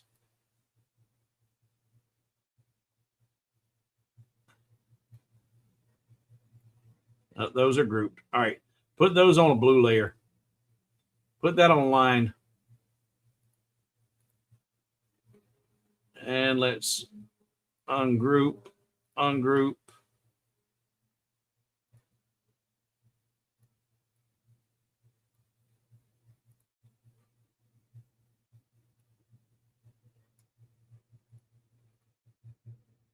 And we'll do this one too. Because it's essentially just a big old long slot. Come on.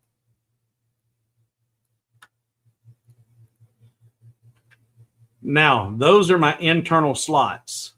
So now I can come in here and tell this, I want these to have a 0.11 outward kerf. And that's going to add kerf to everything it's cutting out, including the slot or the tabs here. But on my blue layer, I'll give it the exact same speed and power. So here I've got 800 millimeters and 100% power.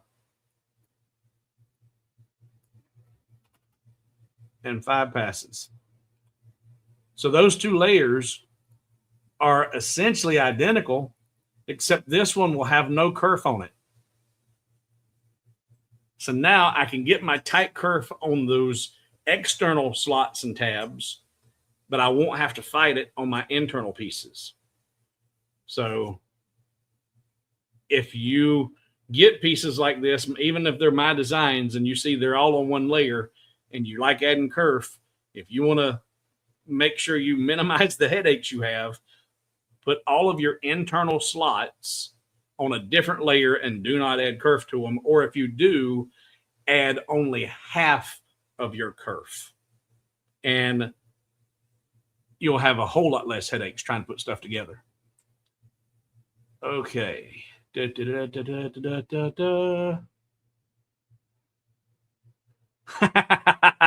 Quick patent it. Yeah. Yeah, it looks like one giant slot and tabs. And that's what I was going for, Chris. I wanted to look like the wood was just passing through on all of the connections. And it's like, well, how can you do that? How can all of those just interlock? It can't be done. but it's what it looks like. And that's what I was looking for. Uh, yeah, I hate that. Let's see here.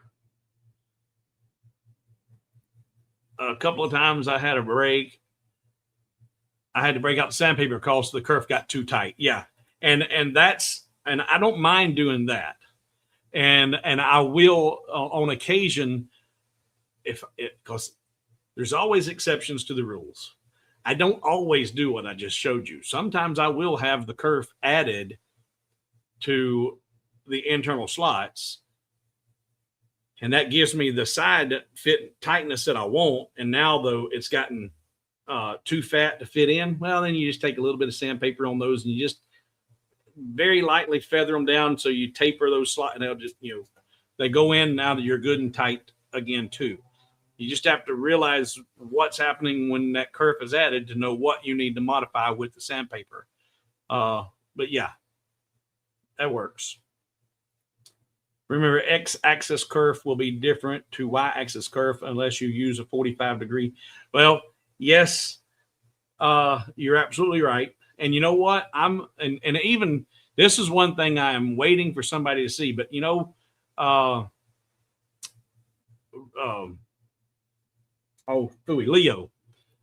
Leo, whenever I showed that to Leo and demonstrated how to get a perfect uniform kerf, he said his mind was blown. He said he had never thought about that. And he said, and he said, that was genius. He said, by doing that, he said, the only problem with doing that in the laser manufacturing process, they'd have to rotate those, the collimation and the diodes and everything that inside the laser module itself. And it's going to make the laser module larger. And by making the laser module larger, that's going to subtract from the work area size of the laser. But in my opinion, if I gave up 10 or 15 millimeters around the perimeter to have a uniform kerf, that'd be worth it. I mean, really. But I'm surprised that none of the other laser manufacturers out there haven't figured that out and come out with, hey, look at me, I've got the perfect kerf on your laser. No one's done it. And it's that simple. Just clock it 45 degrees.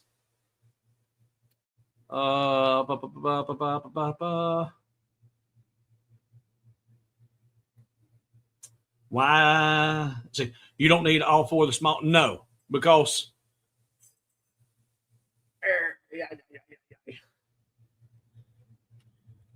take this off, take this off. This side over here, that's part of this whole piece. I only need, wait a minute, 4. Oh yeah, I do need all 4 of those, but I only need 2 of the big ones. You're right. They're her. Thank you for paying attention. Thank you for paying attention. Come on, baby. Da, da, da. All right. Who said that? That was John Thompson. John, you just saved me some headache. So if you want a hat, send me an email and say, hey, I want a hat, and give me your address and I'll send you a Hobo Nation laserologist hat. You're right. I do need all 4 of those. So let's go back here and go back over here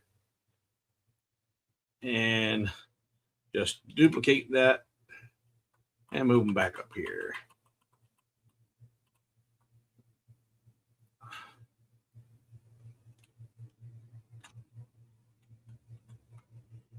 Not that spacing matters anymore because that was just for that one piece of material.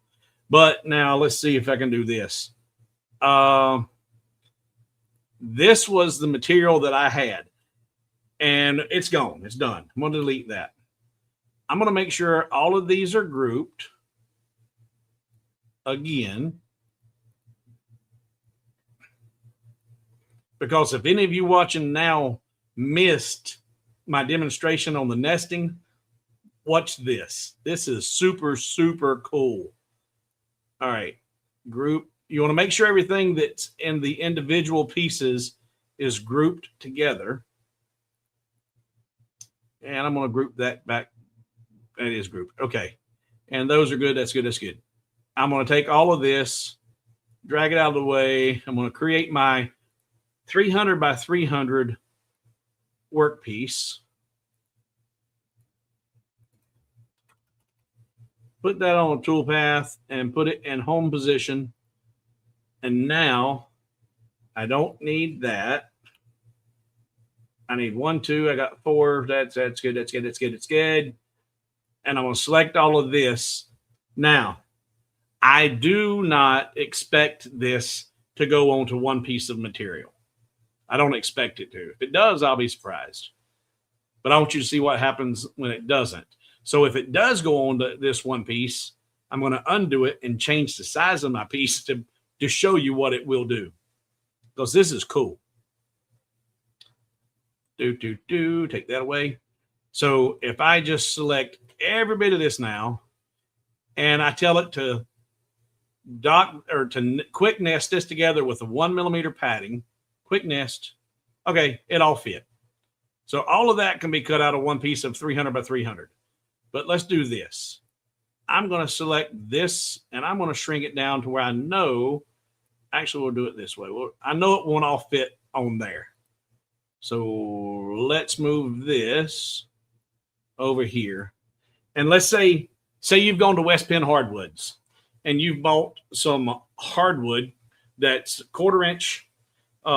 Maybe you got some 1/4 inch maple, and it's out of their project pack, and it's 1/4 inch and it's 10 inches wide.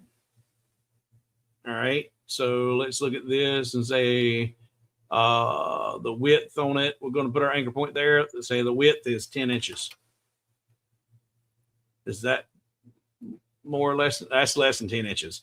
Say it's 8 inches, because they do have some 1/4 inch that's 8 inches wide, because they hadn't done some 1 by 8s or 2 by 8s or whatever. So this is 8 inches wide.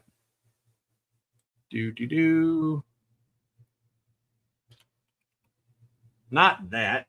Put that back over there. There you go. That is 8 inches wide. Now, that's not going to fit in there. But if I select all this and tell it to quick nest with 1 millimeter padding, it nests what it can, and then it will create a second piece and nest the remaining parts.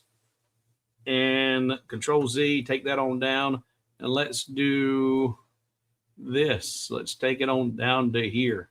Make it really small for whatever reason. That's what we got to work with. Now, so it will nest everything it can and then put the remaining pieces in the next duplicated piece. It creates a second work piece for you. I like it. I like it a lot. Okay. Let's see here. Got that. Good catch, John. Well, if you're talking about what Leo said, Leo did say that rotating the diodes was genius. And that I do think that I figured that out, and no one else in the industry is doing it. No one else has even talked about it. No one else has explained why you've got a difference in a curve on an X and a curve on a Y, and you can eliminate that difference simply by rotating it 45 degrees. Now it's a perfect curve on the X or the Y. That is pretty genius, and I'm pretty proud of the fact I figured that out.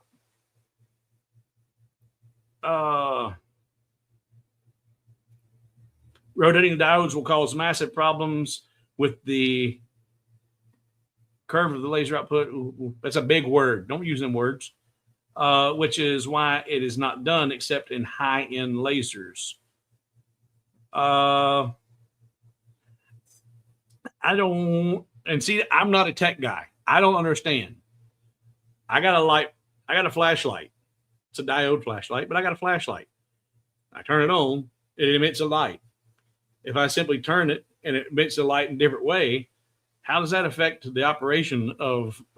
I don't understand that, but that's because I ain't that smart. Because I'm not a genius. I ain't that smart. Da, da, da. Yeah, this quick nest is super nice. It's really efficient, and they're really getting, just in the last couple of release candidate revisions, they've made leaps and bounds on making this thing work. And there's a lot more. I haven't even begun to scratch the surface on what's coming. And this is available to you right now if you want to download, because I ain't nobody special. It's it's on Lightburn's website to download the release candidate. This is release candidate 6 of 2.1. But yeah, it's awesome. It is truly awesome. It will create more than one will it create? Yes. UV has taken away from play research for testing time. Let's see here. It created one. So let's do this. Chris says, wants to know, will it create more than one? We'll go undo. And let's take this and let's bring it on down here. We're going to make it super challenging for it. Let's see how many will it do here. Tell it to nest. There you go. It duplicated. That required 4 of them. But now, here, I want to show you something. Let me show you something. There, it created 4 because I've got one of the options turned on. It says lock objects for rotation. I'm going to turn that off. Control Z. See, I've got 1, 2, 3, 4. Control Z, undo. I'm going to turn off that. So now the objects can rotate. And let's do the quick nest. I got 3. Because now it was able to rotate these vertically and get them on the side piece over there. This thing's pretty neat. It does some pretty good stuff. Let's see here. Instead of changing the module, they should just change the mount. I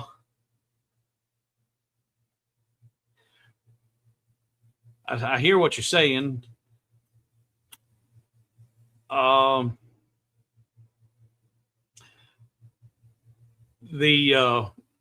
I did a really lengthy video, and I've gone 2 hours now already. And God bless y'all. God bless y'all. God bless y'all. 65 of you still here watching. Thank you. Sorry. I did a really long video explaining that 45 degree and how and why it works. So if you haven't seen it, search Finding Your Perfect Kerf in my playlist. It's really worth watching. But the trick to getting a perfect kerf with this, as what Chris was said a minute ago, is since we can't rotate our diode 45 degrees, you change the orientation of your material and your design before you send it to Lightburn. And by that, this is what I mean. You would need to simply come up here, grab this, group it all together, and then you're going to rotate it by holding the shift key and hitting the less than button one time. And that rotates that 45 degrees. And now you would tell it to go to that home position. And now it's going to put that in there like that. And when you send the job out to your laser like that, of course, you're going to need to put your material in there like that. Run your frame, make sure you've got everything lined up. Now the laser is only cutting on a 45 degree angle. And by cutting on the 45 degree angle and only moving it at 45 degrees, because here we're cutting out boxes, we're moving in straight lines 99.9% of the time, the kerf is going to be the exact same, and it's going to be the perfect kerf, if you know what your kerf is. And I explain all that and how to test it. You need to watch that video. Oh, did I not have that switched over there? There we go. Maybe I didn't show it to you. So let's undo that. So with that, you hold shift and less than, rotate it, and then move it to home, and you send it to the send the job out. Now everything's moving on a 45-degree angle, and you get a perfect kerf.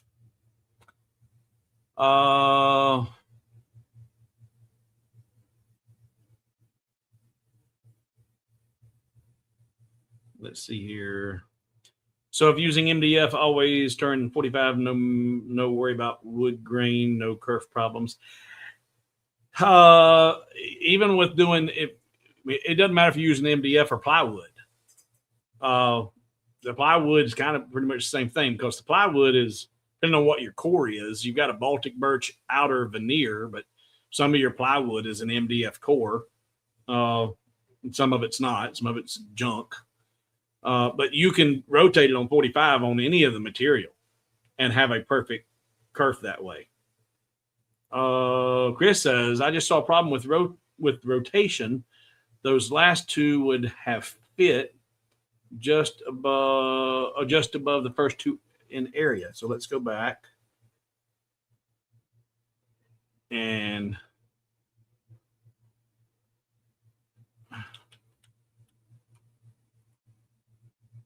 oh, okay. I think let's go back again. Can I go back to 4? Nope, it won't go back to that. So let's go there. And nest. Nope, not that one. Oh, I done gone too far. And for, let's see here, file, is it here or is it here? Here. Undo history. Now, this is something a lot of you probably haven't seen, and I have not used it enough to be really fluent with it. But there is now an undo history in Lightburn. In the edit tool, you can click undo history, and it's going to show you all of the things that you did.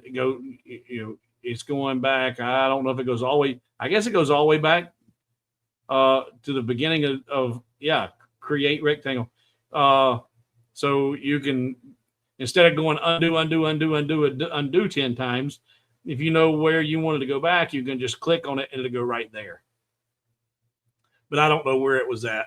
So let's bring this on down a little bit and nest that. That's not small enough. Undo, make it even smaller. Oh, didn't mean to do that. There. Okay. I don't know, Chris. There it's telling for 4 pieces. I had that on. I've got rotation unlocked, so I got that there. That's pretty full with those. All right, rotate. That could have fit in there. And rotate that. You know what, though? It won't fit there. But rotate that again. That'll fit there. And I know what it is. It's limited by the bounding box. I'm sure that's the issue. It's not allowing it to place pieces within the bounding box of another piece. And that is a little bit of a problem. It's not, this is huge. As it is a game changer. But by not nesting smaller pieces within the bounding boxes of the other pieces, you are missing out, because I don't think I want to be able to get all of that in there. Yes, you could too. Check it out. that will fit there. So I wouldn't need that one. But hey, you know what? I was able to nest all of that into those, and then only had to move 3 of the 12 pieces. Still, it's a game changer. I am not about to start picking on this thing.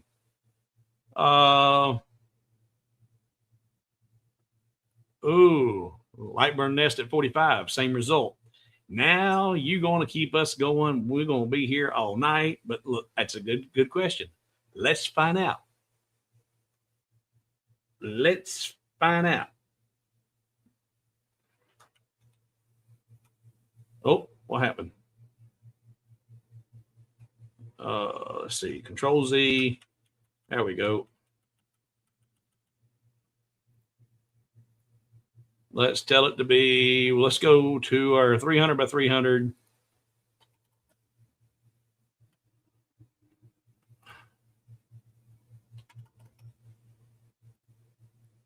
Rotate it 45 degrees.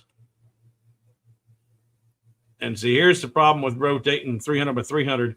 Even on my Rolly XW, the 300 by 300 is too big to fit my work area. But let's see if we can nest. All right. First, I'm going to leave locked objects for rotation. That's going to nest it, but it's going to be a lot of waste. Oh, wait. Target rectangle must be axis aligned. Oh, so no, it will not. It will not. Target must be axis aligned. Dun, dun, dun. Oh boy, something happened. There we go. There we go. I lost y'all for a second. I was like, what happened? I didn't notice it, but I zoomed way out on my streaming. I couldn't see you. So no, it will not. The target rectangle must be aligned on the axis. So you would have to nest it and then rotate it. No big deal. Again, that's small. The way this nesting works now versus that SVG nest, that was a joke. That was a complete farce. So any little roadblocks right now with this, it's only going to get better. This rocks right now. Problem with that is you no longer able to rehome to redo a project. If you, as far as like cutting out on a 45, well, first, like I said, I don't like doing it on a 300 by 300 piece material because it doesn't fit there. And if you wanted to be able to make it so you could replicate it without any problem, and you were doing that all the time, and you wanted to, and there might be that need to be able to do it, then I'd just make a jig. I'd make a jig and put it in there, and then it's not an issue, not a problem. So yeah, it would require a jig and a piece smaller than 300 by 300 to fit on my work area. But with the jig and it's able to go there every time, the repeatability of the laser would still be there because that's all I'm doing. I'm just using the home point, that fixed 90 degree. I'd create another fixed 90 degree point jig that aligned on the Y axis. So when it slid in there, it slides in there just like it does to slide into the home piece of cake. Like this. I would just take and draw me out however big my material was, or let's see, let's send it here like that. And then take and draw out a rectangle, rotate it 45 degrees, and tell that to go to the center, go to the left, and say,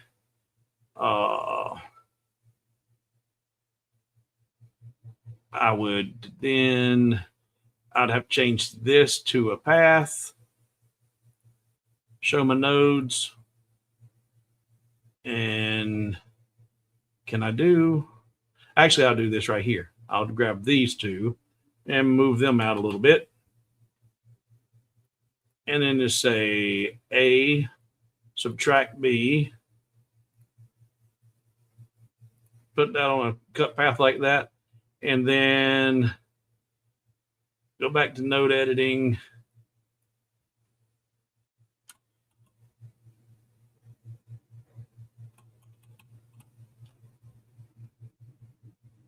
And that's not in the middle. So I don't know why that got changed like that. I thought I had that out on the edge of it.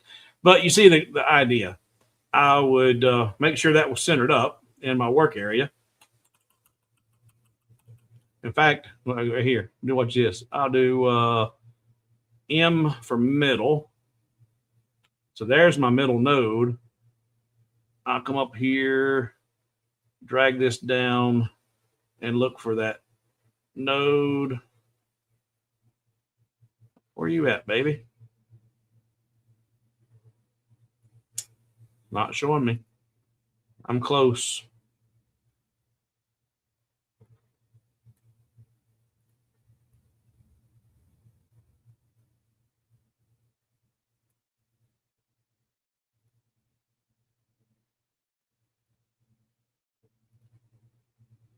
Well, I don't know why I'm not getting my target.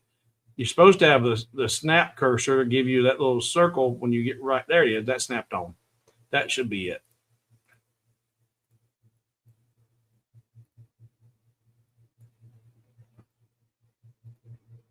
That didn't snap it. Anyway, I'll get that snapped right into 0, have that right in there, and have that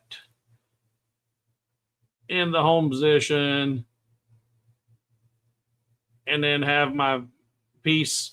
So I've got a fixed corner that I can put my piece into every time and be able to relocate it in the exact same spot every time. And I'd have repeatability on a 45. That's how I would do it. I think Steve sometimes,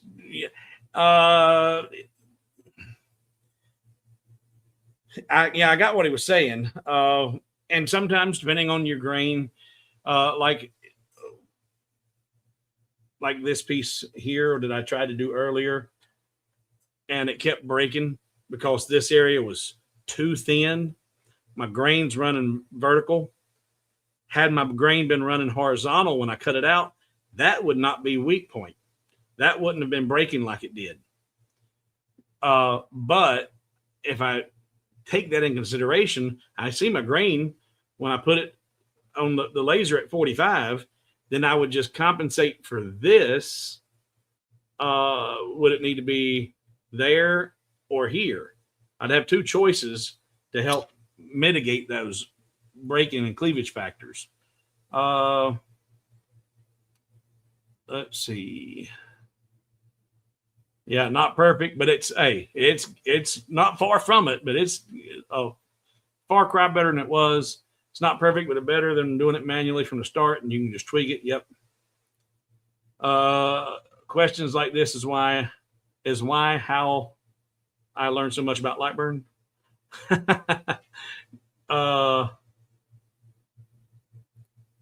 Okay, for target, what about parts?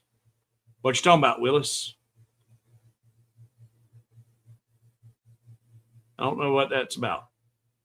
What about parts? I missed you that one. I don't know what you're talking about. Explain yourself, Lucy.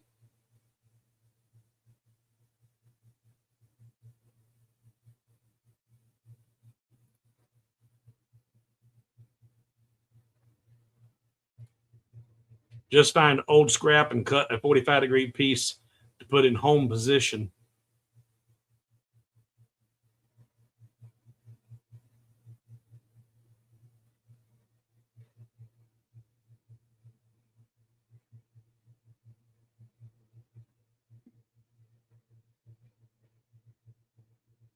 If you put the 45 degree at home position, though, the size of your material wouldn't always work, at least the way I'm envisioning it right now.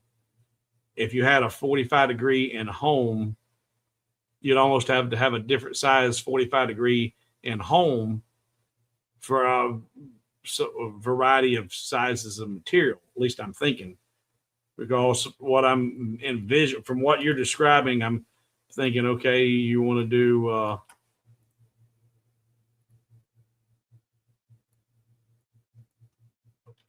45 degree. There you go. And you put that down here in home. Well, that's fine. But a big piece like this isn't going to work. And actually, it wouldn't be that big. Let's put that back to there. And say if we were going to do 280 by 280, I think that works. Oops.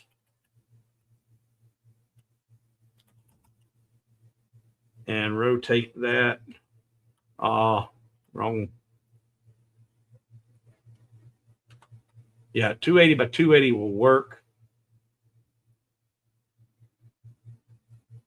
Pretty sure it does. Maybe it was 275 by 275. We'll get it there just for the heck of it.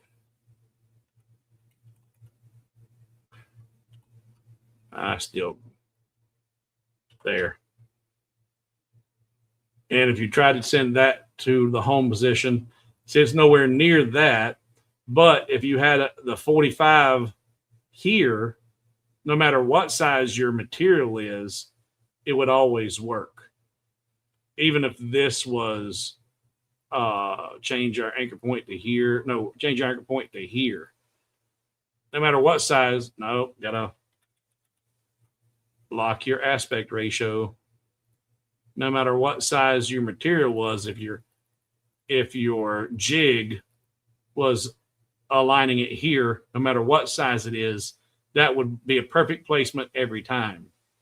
But if it was home, in order for it to work with a piece that size, it would have to be that big.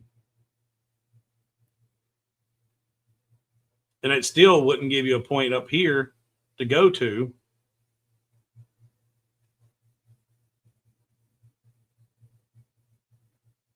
Unless you're describing something totally different. I don't see that using home as a way to do that.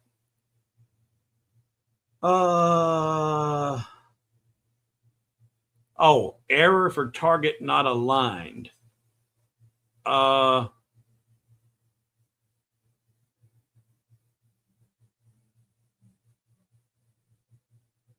about parts? Oh, okay. I think I know what you're saying now. Let's go check that out. Let's go see. Let's go over here.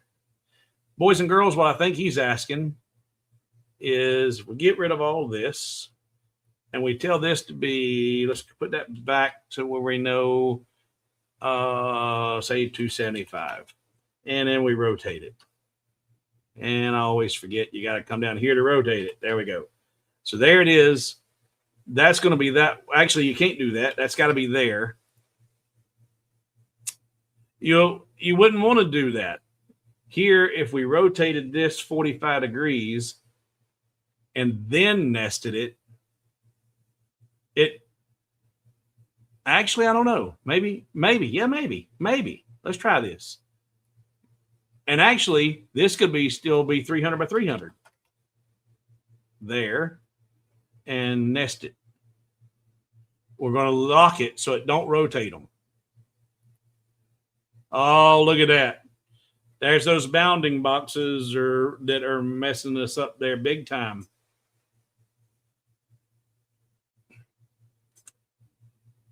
Yeah, boy. Let's try something here. Let's go back here and can't do it. I was wondering if you could do a negative value, but you can't do a negative value padding, and that don't work.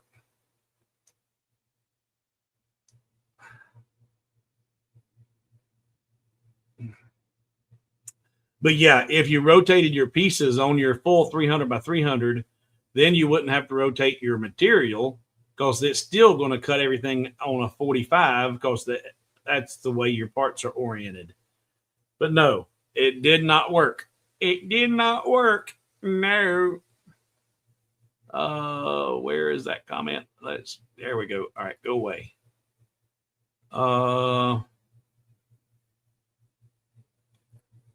45 piece would match original material size for standard sheets.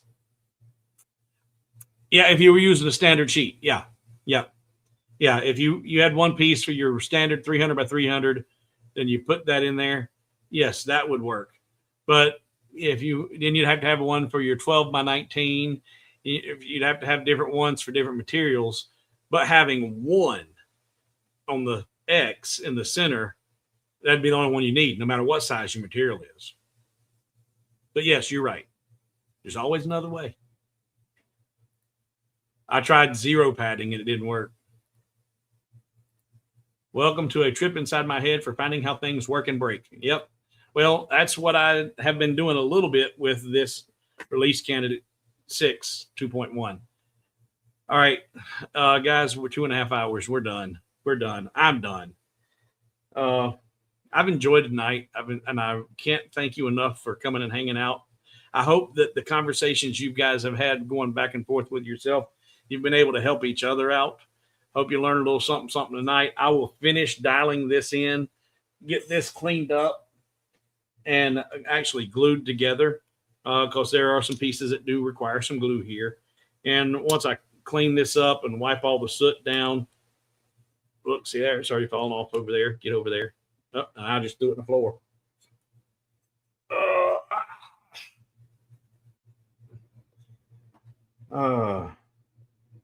I'll get this cleaned up, and once I may even do one more from scratch to know beyond a shadow of a doubt that this is dialed in and it's perfect. And then I will get this design up on the website. And I like it. I like the concept. I have not seen anybody else doing this. So, yeah.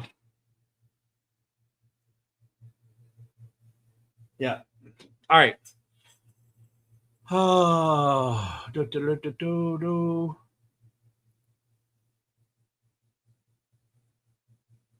You ain't funny. Y'all did that to me one night and kept me going. What was it? 5? Did we go 5 or 5.5 hours? Y'all ain't even funny. All right. Again, thank you all. God bless each and every one of you. For the 2 of you I said that helped save me some time, make sure if you want one of these hats, you sent me an email. And God bless each and all. Have a good night. Have a good weekend. And we'll see you next week.